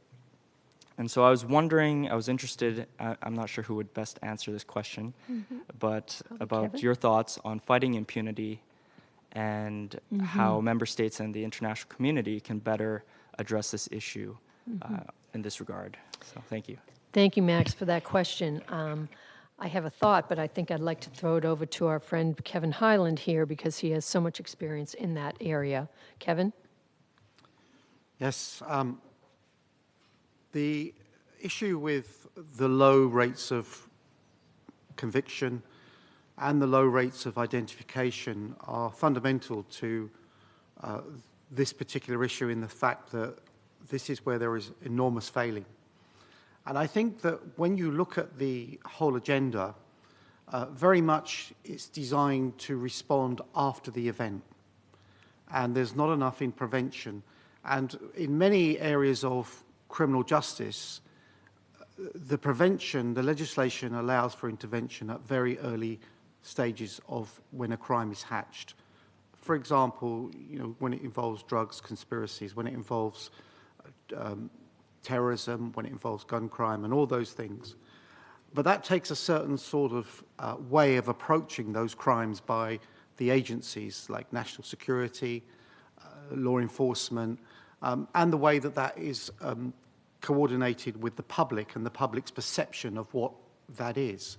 We don't want everybody walking around terrified that there's going to be another terrorist attack, but we want them to know what to do if they see something that they think may be connected to something that's terrorist-related or any other crime. And many of the things that would normally sit under the jurisdiction of statutory agencies and law enforcement and many of the international protocols that should enact governments and government agencies to do certain things have in many ways been outsourced. And they never get into the system. So, as I said in my presentation, 25 years on, we're talking about very low numbers of statutory agencies having training. We've got very poor policies, even in countries like the United Kingdom that's got a very good piece of legislation around human trafficking. Most law enforcement agencies, health services, local authorities don't have policies that look at crime prevention, crime responses, and the care of victims. And a proof of that is the fact that last year in the United Kingdom, there was almost 17,000 victims, potential victims identified, and it's taking on average 2 years for somebody to be formally recognised because it's outsourced to the Home Office as opposed to where every other crime would sit, which would be in policing, working with NGOs to provide the care. So I think we need to look at the policy approach and then start to accept actually things that we say may not help the agenda. I've been to Nigeria a number of occasions and worked on investigations in Nigeria with NAPTIP of victims who have ended up in the UK. And when I went to Nigeria, what I found was this perception that victims would never talk to the authorities. It was not true in every case. It was how they were spoken to and who was engaged in it. So building the trust as we did with religious sisters, and then the victims felt happy and safe to either give us information or intelligence, or actually, as it was, to come back to the UK and give evidence in court. So I think we need to really look at these policies and work out that if we're always saying, well, victims will never engage with the state, then that's what will happen. They won't engage with the state. We may be have perceptions that we need to revisit, particularly when we see the progress that is being made on legislation, like we heard from Mexico and the financial, and that's the other thing. The way that you would approach another crime, you would look at all the other opportunities. Where are the opportunities to get evidence that aren't reliant on a victim?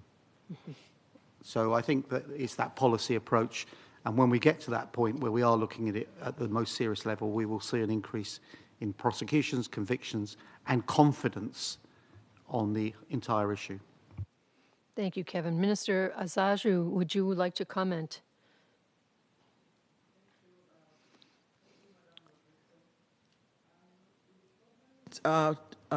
Victims sometimes is the concealed nature, in which they are trafficked. And sometimes their traffickers create fear in them that they must not say, they must not disclose. So that fear sometimes, it overwhelms them and they won't be able to even if when they are trafficked, they will not be able to even say that, oh, I'm being trafficked. But I think with what the Nigerian government has done, it's just to create awareness, and more awareness, so that to allay the fear from them that if you are being trafficked, it is better for you to talk and to say it so that the trafficker will not even gain an upper hand over you. So, and the state too that's where the issue of collaboration also comes in. We have to collaborate with, because it's not something that can be done even in Nigeria alone, in the country alone. We have to collaborate with other partners, so that even if there is a sense of trafficking, the people at the other end will be able to help. So I think collaboration is the key. Thank you. Thank you very much. Go ahead, Michel. No, thank you for mentioning collaboration, because in October 2019, the Order of Malta with the French Association organized a conference in Paris on Nigerian women victims of prostitution in Europe. And actually, we had not only Nicolas Lecause, who was in charge of combating criminal networks in France, but also we had the ambassador of Nigeria in Paris, but more important, we had judges from the Edo state. I don't have to tell you, those people, they know perfectly well what's happening. And for us, it was a golden opportunity to put those people together, not so much on a panel, but around dinners, informal exchanges, so that they would actually be able to cooperate.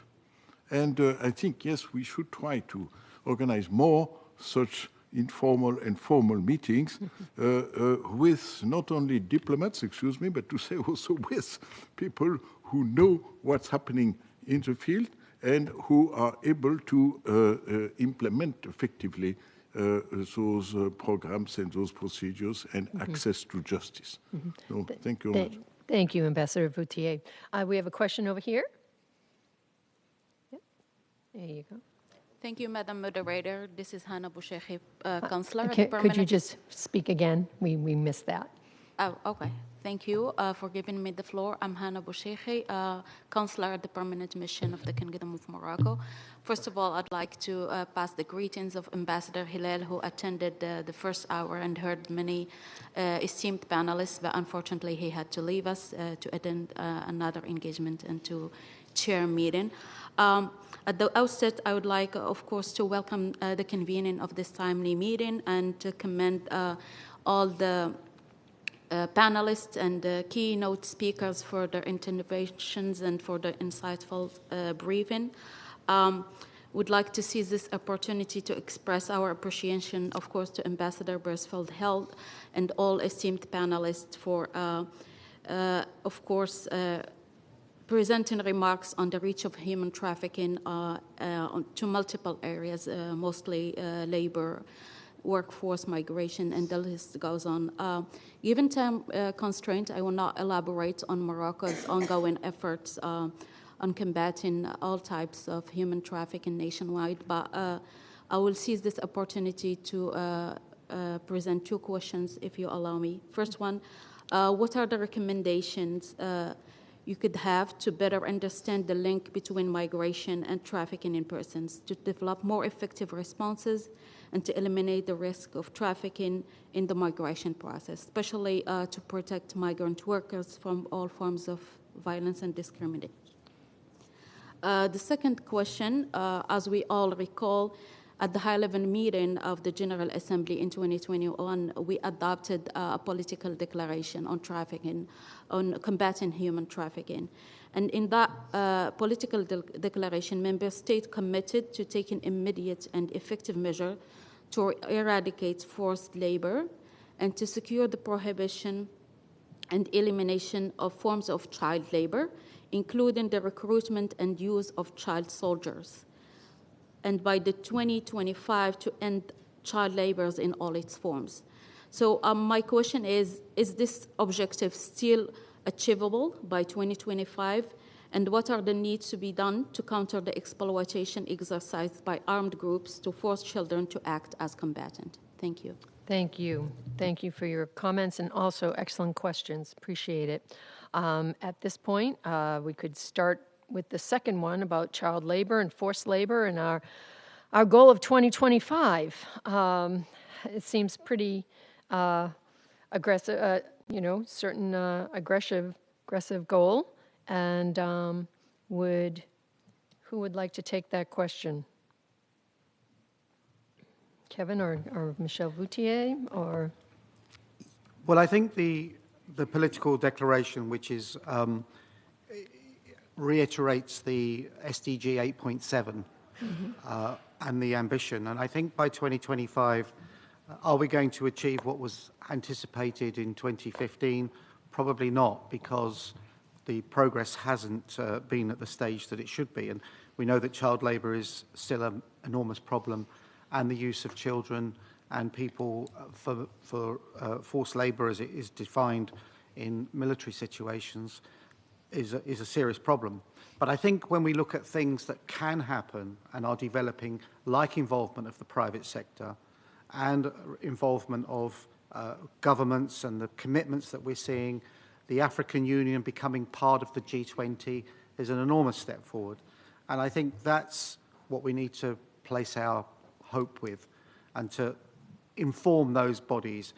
Do we have the chance of reaching 2030 when trafficking is no longer here? We certainly can get to the point where the model is broken and that everybody sees it as something that has to be prevented. Of course, criminals will be criminals because trafficking is a crime. It's a deliberate act. So I think that we can achieve by 2030 the breaking down of this model. And then as we lead into the next iteration of global goals that will obviously be launched in 2031, we need to be far more committed and have the plan in place so that the following 10 or 15 years does actually see the eradication. Thank you, Kevin. It is an ambitious goal, but I do remember a great presentation that was here during that 2021 timeframe, and it was from an African nation that shared with much of the child soldiers that were doing the mining.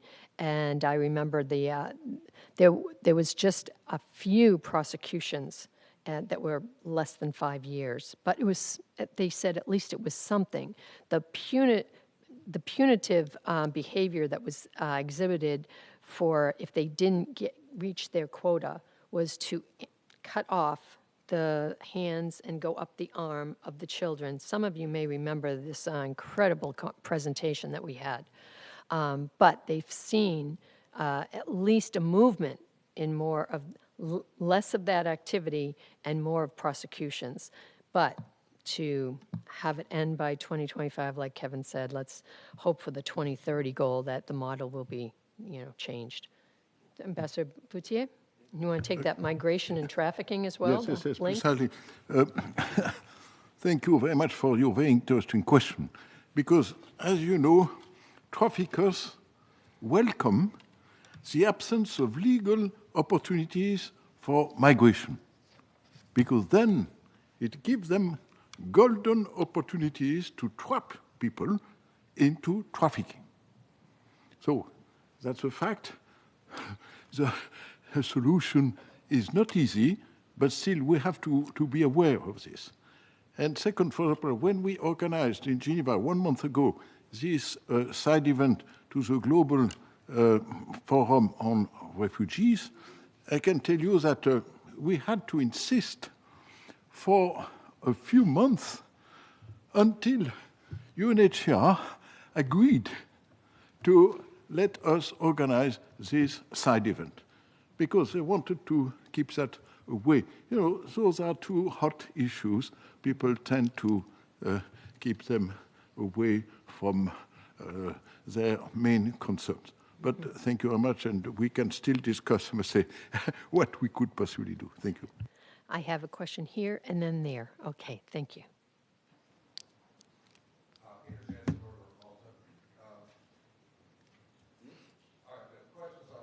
and interdiction. I think we'll all agree mapping and metrics and shared intelligence are key. Is an overall picture emerging of trafficking origins, routes, and modes of transportation?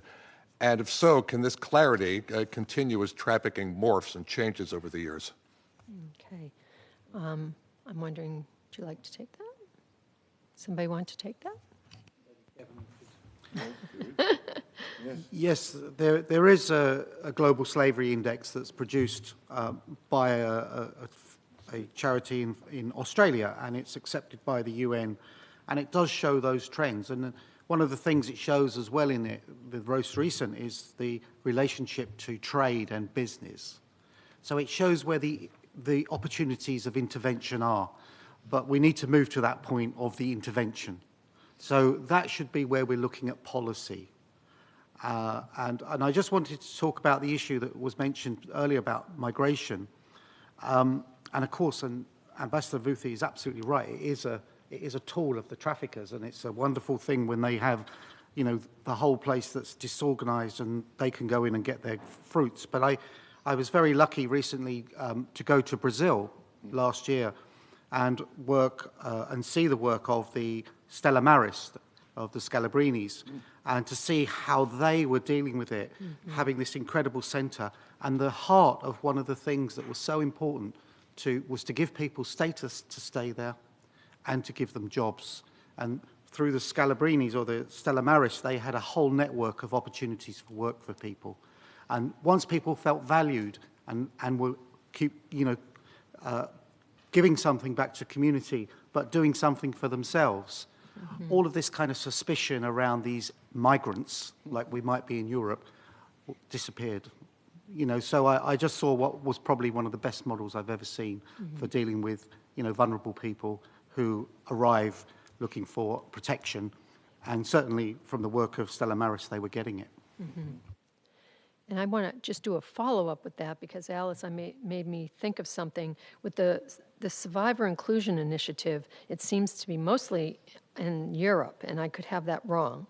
So please correct me if I am. But also, with the survivors dealing with getting the model of getting them work in these areas of after the migration and quickly getting them into work and even starting up their own companies. I've seen various areas start that up, and it's been successful. Just like a quick comment, please.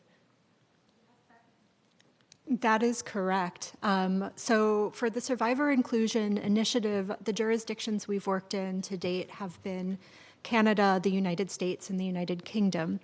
Although some of the lessons on financial access have been applied in other contexts, such as in Europe for Ukrainian refugees. Right. Okay. We're currently exploring actually a collaboration with the government of Mexico and survivor support organizations and financial institutions there, a public-private partnership model for survivors to identify the sort of financial services they need in Mexico as a jurisdiction, and also applying that to a scoping of migrants in Mexico. I think our current focus is primarily Haitian migrants in Mexico and their financial needs, with a special focus actually on the financial inclusion needs of diverse men in context of crisis and conflict. So again, looking at the Haitian migration in Mexico. So we would like to see the lessons from survivor inclusion be applied in wider jurisdictions, and we think it can be. Now, to the question that was just asked about how trafficking methods can be better identified, how we can increase knowledge, and I think there's a sort of a two-part way of looking at this. One is that we can never become complacent about the typologies of trafficking because they do change.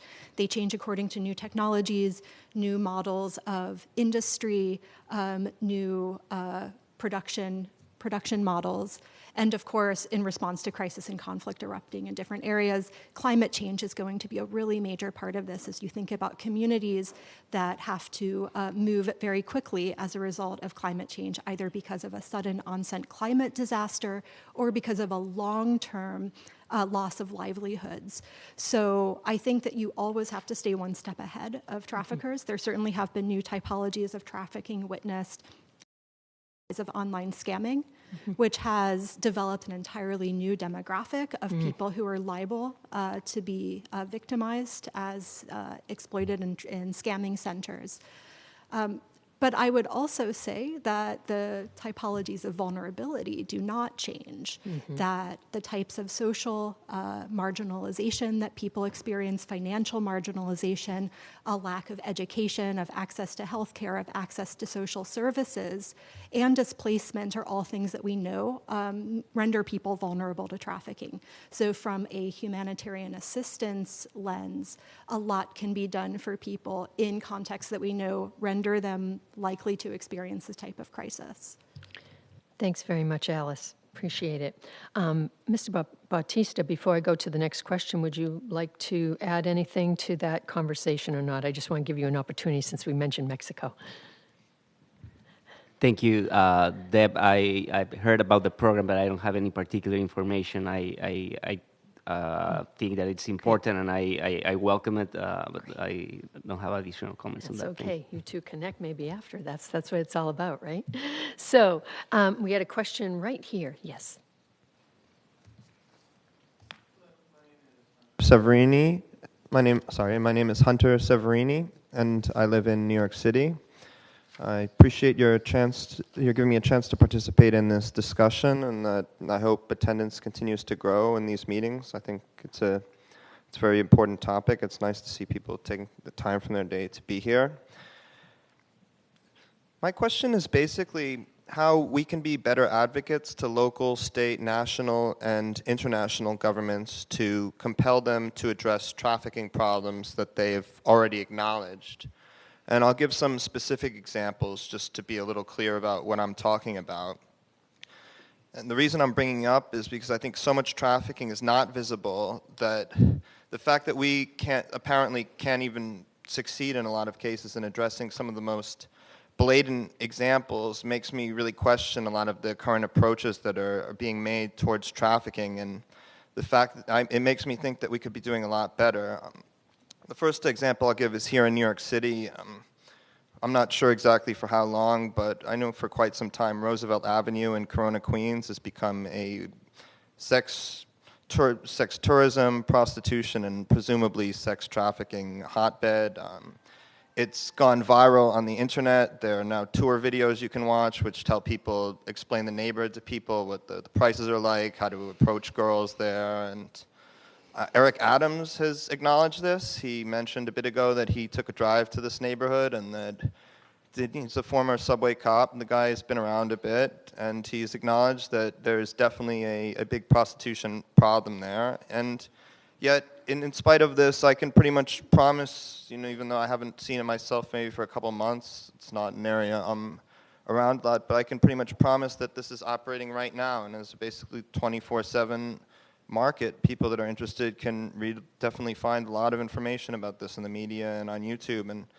And it just disheartens me a bit because I feel like if we have so much trafficking is not visible, and yet when we have these examples that are so obvious and so acknowledged, I don't know how much more attention it necessarily is going to take to get something done about this, but I believe that there really does need to be a little bit more attention on this. And I'll give another example, which is a little more international, and I think it's a nice contrasting example because it's also a big problem, but it's also much further away from us. In Germany right now, you have this big expansion of what's called these mega brothels, a lot of them that offer things like unlimited service that seem particularly morally outrageous to me. I think that the government has done a lot, whether actively or passively, to encourage sex tourism. I think that Germany has significantly overtaken the Netherlands now. I think it's becoming one of the world sex tourism destinations, and probably because of that, sex trafficking.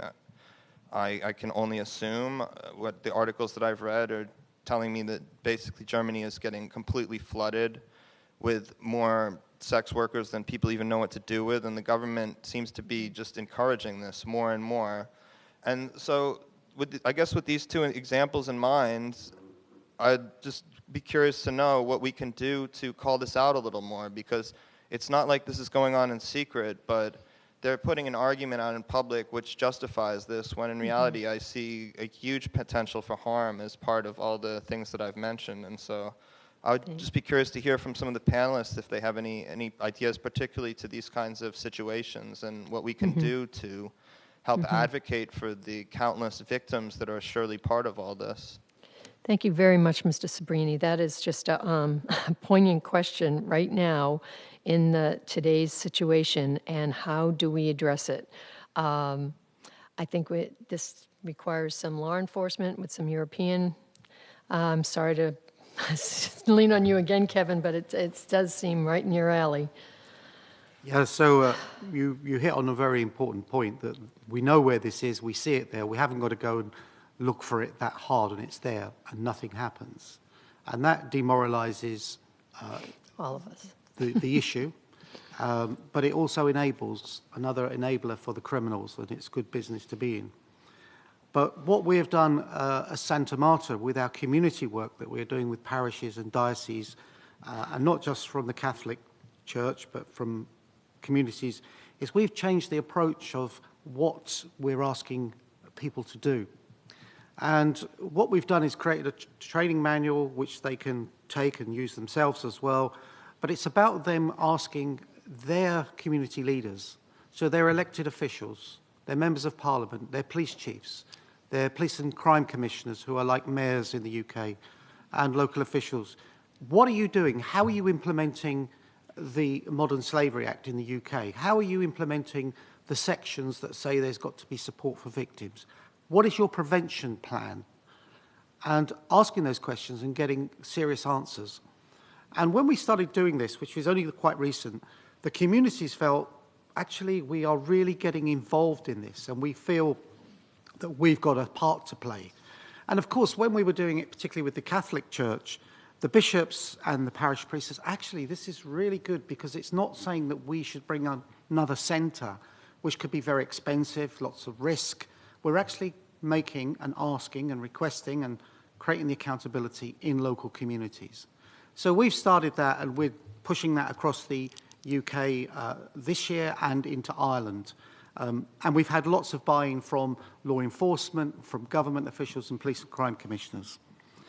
But to your point around street prostitution, when the 2012 Olympics was happening in the UK, there was this kind of fear that street prostitution was going to make London look, nasty. And some were approaching it with, we'll go out and we'll arrest all the prostitutes, the women in prostitution, or we'll do this, do that, curb crawling operations and all that. But what I did was I got a team together which consisted of religious sisters, mainly from the Mercy Sisters and others, and the National Health Service, local authorities, and we put in a prevention plan. And the women that were working were then directed into a centre where they were given pathways. And this model is very much copied and promoted now by an organisation called Arise, which I'm very pleased to be part of now, and the Vice Chair is here as well. And they use that model about how you can educate communities to, in effect, take away the interest of this or make it something that doesn't exist. But also, Scandinavian countries in particular have introduced laws of the buyer pays, which is about people who buy sex then can be arrested and fined. And in Sweden, for example, the penalties are quite high. So there's a number of ways of suppressing. And the one thing you can never do and must never do is to target the women who are working in prostitution. They need to be dealt with as victims and people that need pathways. Doesn't mean they're always going to be easy to work with, but we need to give them opportunities. In Germany, I'm really pleased to say there is a bit of a shift in the government there, and they're starting to look at the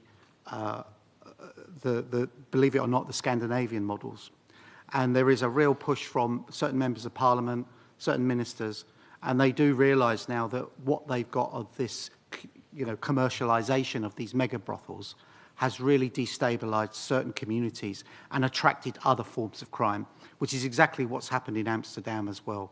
That, this kind of model. And also, we're always pushing, quite rightly, equality, women's rights, And does that mean we want to see women on sale in high streets?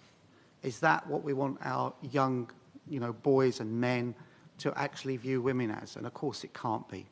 So I think there are models that are around the world that could be incorporated, could be learnt from, and then actually implemented into policy, deliverable policy that's actually happening on the ground.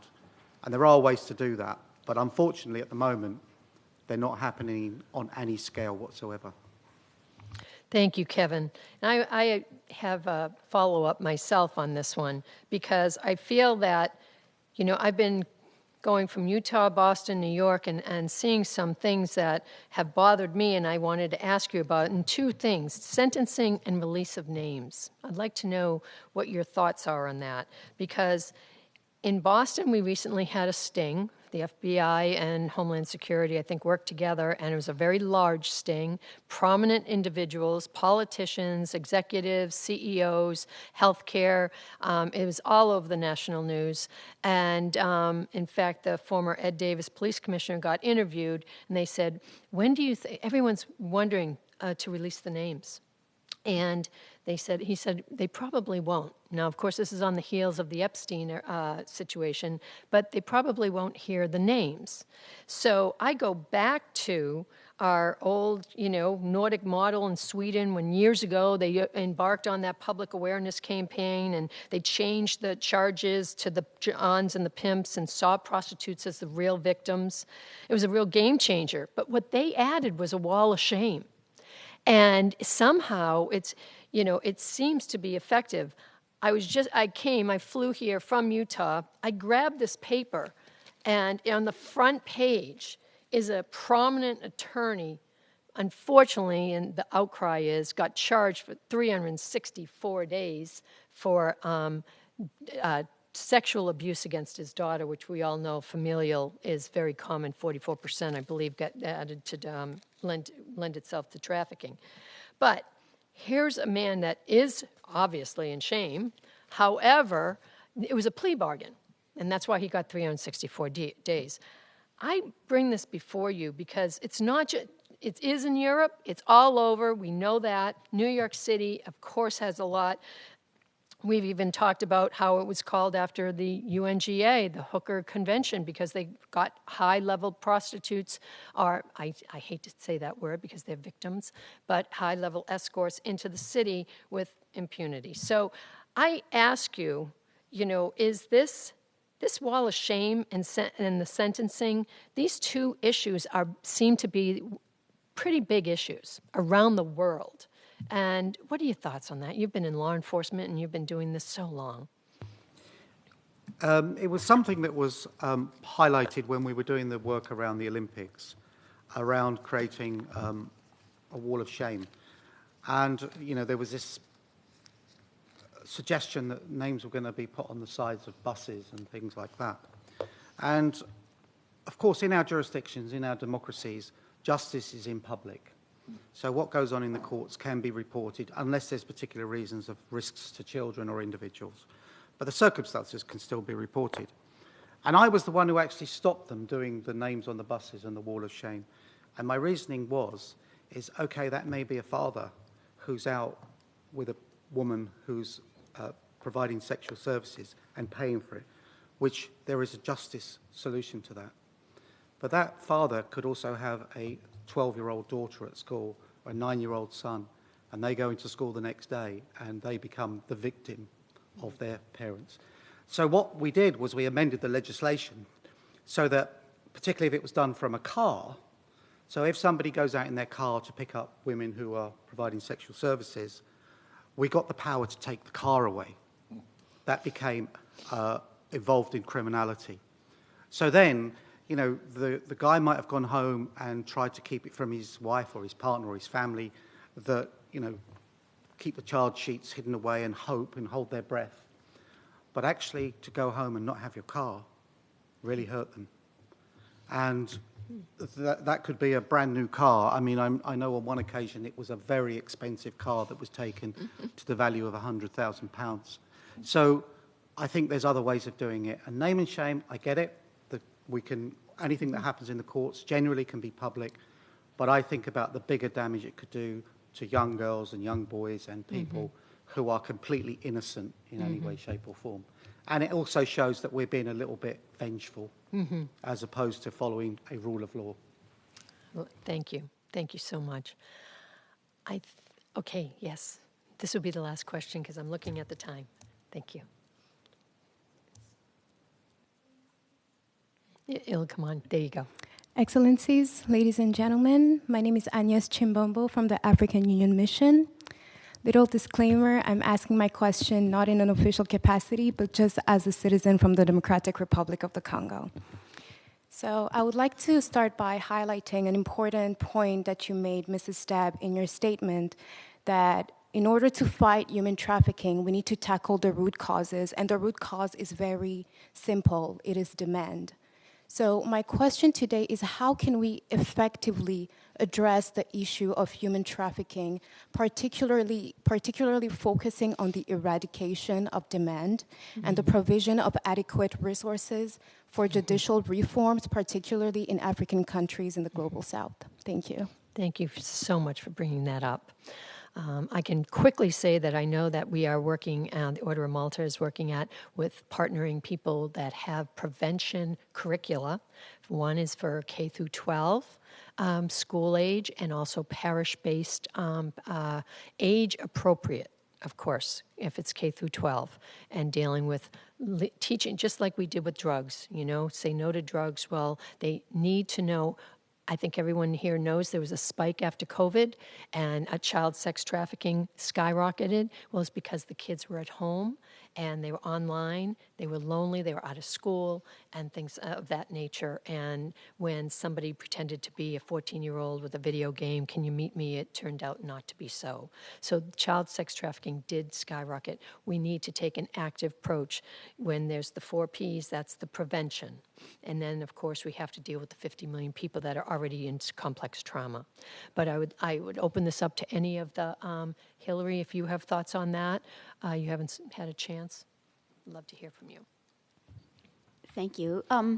Not quite so related to sex trafficking, but in my last role, we worked very hard on a consumer campaign around forced labor in the fishing industry, and we educated consumers, we educated people about, just top level, some of the larger patterns and trends in forced labor in fishing industries. We identified a couple of what we thought were actually good actors making pretty good efforts, and then just asked them to go farther in looking down through their supply chains, monitoring their own supply chains, and making efforts to clean that up. And I think that there are a lot of products that we may not realize have forced labor in their supply chains. And I think as consumers, we may have a lot more influence than we realize if we educate ourselves about where things are breaking down in these supply chains in order to really put pressure on either the high-level brands in particular, who have a lot at stake, to be responsible for their supply chains down, and then certainly for any kind of regulatory bodies, whether that's federal government entities or intergovernmental entities, but also as consumers, putting pressure on them to do more to regulate and to enforce when there are problems. And we did quite a bit around the fishing, looking at there's a regulatory body that looks at safety equipment on boats and ships. And they, quite honestly, felt that it wasn't in their mandate to look at crew conditions. And so someone could be horrifically injured. Someone could be dead in a fish locker or missing. They could look at a manifest and see that a crew member was missing, but that wasn't in their purview. They were just looking at how many fire extinguishers, life jackets, life preservers, lifeboats. And there's just a concern that there aren't enough regulations, and then what regulations we have are really just not being enforced enough. And I think there's a lot of work that could be done in supply chains. Thanks so much. I understand there's one final question that the representative from the USA mission would like to ask, and I apologize, I forget, I know I met you coming in, I forget your name. So if you could introduce yourself. That's fine. Thank you for taking the time. My name is Kara Eyrick. I'm one of our, part of our human rights team here, Third Committee at the U.S. Mission. And I had noted, and I wanted to thank the team here for going forward with a very practical approach in the discussion, trying to take this out of the general context of how we normally discuss this at the UN. And I noted in some of the discussions you talked a lot about the framework exists already, we have the legal remedies, we have the tools, but we haven't implemented them well. We maybe have organizations that do a lot of data collection and maybe even wonderful training to get us partway to the implementation part of it. But at the back end, as was said, prosecutions are under 6,000 a year, where we have 27 to 50 million victims at any given time. And so I wanted to bring it back to the UN a little bit in talking about how and what is being done in various UN agencies that we might not already be aware of. Obviously, we know UNODC is a key partner. Everyone's mentioned that. Most of the people who are delegates in the room have worked with them in some capacity.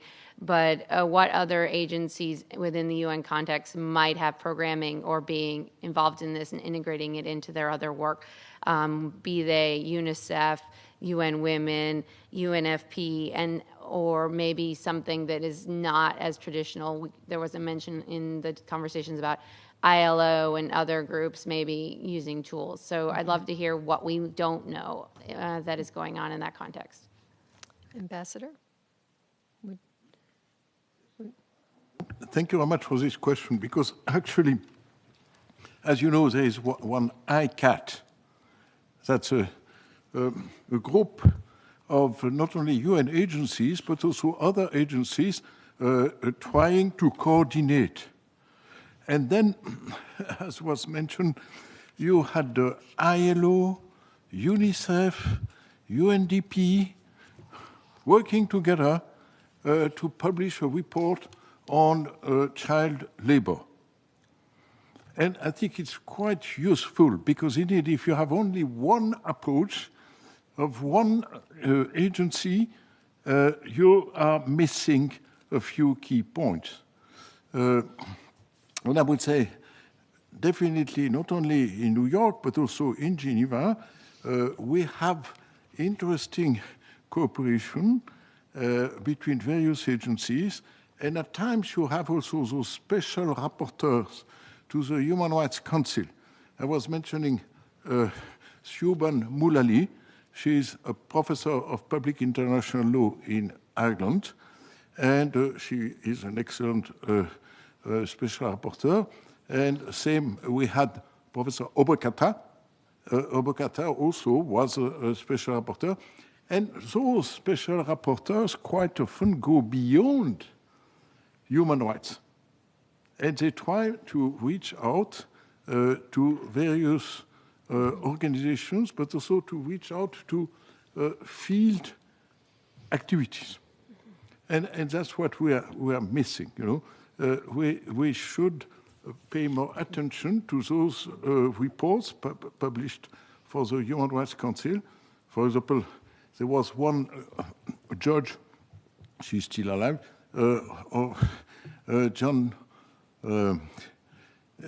she's John Marinaro, Judge John de Marinaro, and she published a report on the sale of children.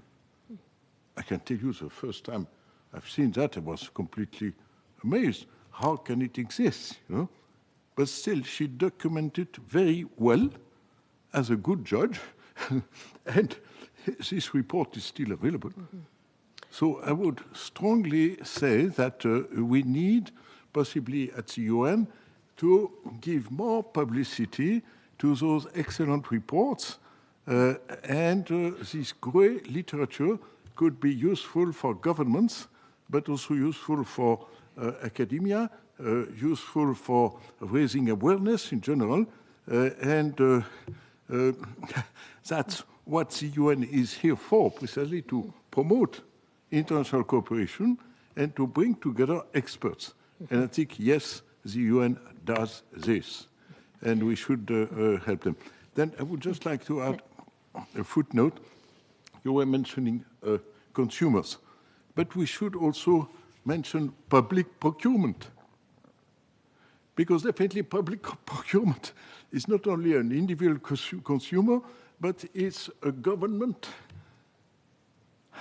having a lot of, I must say, business, and having also the means possibly to go and to check the producers, including the kids in Africa or elsewhere, working in slave-like conditions. So public procurements could be a very effective way to prevent human trafficking. And it's not only to have a good law, for example, in Switzerland, if in France, Italy, or in the US, you don't have also a similar effective law and implementation mechanism. So that's why I say clearly we have to have a more global look, but we have to use also those platforms, those UN platforms, to try to have this cooperation and to try to have guidelines, not necessarily binding treaties, but guidelines which could be useful for everyone to combat human trafficking. Thank you, Ambassador. I'm going to give the last words to my ambassador, Beresford Hill, but before, I just want to mention, you said very practical things that we've mentioned here today, and something that we recently did was have an event that honored Delta Airlines, and these are various things, various groups that, I mean, they were the first of 12 to form the Global Business Group and Coalition. And, you know, they just don't focus on, you know, putting films on in the air or training their entire, you know, fleet of personnel, but they're very involved in the fight against human trafficking, and not to be discounted, and pull them in to many of our UN neighbors that can work together. I appreciate you all very, very much being so patient. And again, I'll ask you to consider co-sponsoring our universal healthcare policy for against human trafficking for healthcare providers, available there on the desk before you walk out, or just leave us a card and we can get it to you electronically. And now, Beresford, Ambassador. Thank you very much. Thank you very much indeed, Debbie. Healthcare. Halfway houses, financial regulation, survivor inclusion, approaches from governments, from the Americas, from Europe, from Asia. We've seen an awful lot and heard an awful lot this morning. We've covered a lot of ground, but I think all of us very much are aware that we've also only been scratching at the surface. And we knew that that would be the case. But what a surface, and what a way to begin our own journey of awareness, knowledge, and hopefully advocacy on behalf of the victims of this awful, awful phenomenon that afflicts our world. We set out to raise awareness, to engage in dialogue, and yes, to make a call for action. And I thank all of you for helping us do that this morning. In particular, I thank our panelists, Ambassador Voutet, Kevin Highland. I thank our distinguished representatives from the Philippines, from Mexico, from Nigeria. I thank all of you who have attended and who have given your time this morning. I hope that you will leave here not with a sense of knowing everything, but at least with an idea at the back of your mind that this is something that you need to find out more about. You and your friends and your families, your governments need to be much, much more aware of not only the problems of human trafficking, but also of the solutions and the ways in which we can achieve the eradication of something which is just so awful and so horrendous. I thank Dr. Chester and I thank Alice Eckstein. But most importantly, I want to thank my colleague, Debbie O'Hara-Ruskowski, because, Debbie, your vision, your energy, and your faith has contributed and continues to inspire all of us in pursuing the vision of a world that is free of a scourge, which unfortunately is here. And fortunately, we now have ideas, we have thoughts, we have plans, we have strategies, we have the will. What we need now is just more of the energy and the engine to drive that will and hopefully to make the world a better place. On this day of remembrance of National Human Trafficking Day, it may be inappropriate to close this meeting with a prayer, but I do think that all of us in our own hearts and in our own minds should just give some thought before we leave this chamber today of those victims, those millions of human beings who have been unfortunately sold into slavery and whose lives have been ruined as a consequence. Just a thought, a care, and at the same time, something that you'll take away and that you will continue to consider and hopefully help us improve. Thank you all very, very much indeed. Thank you.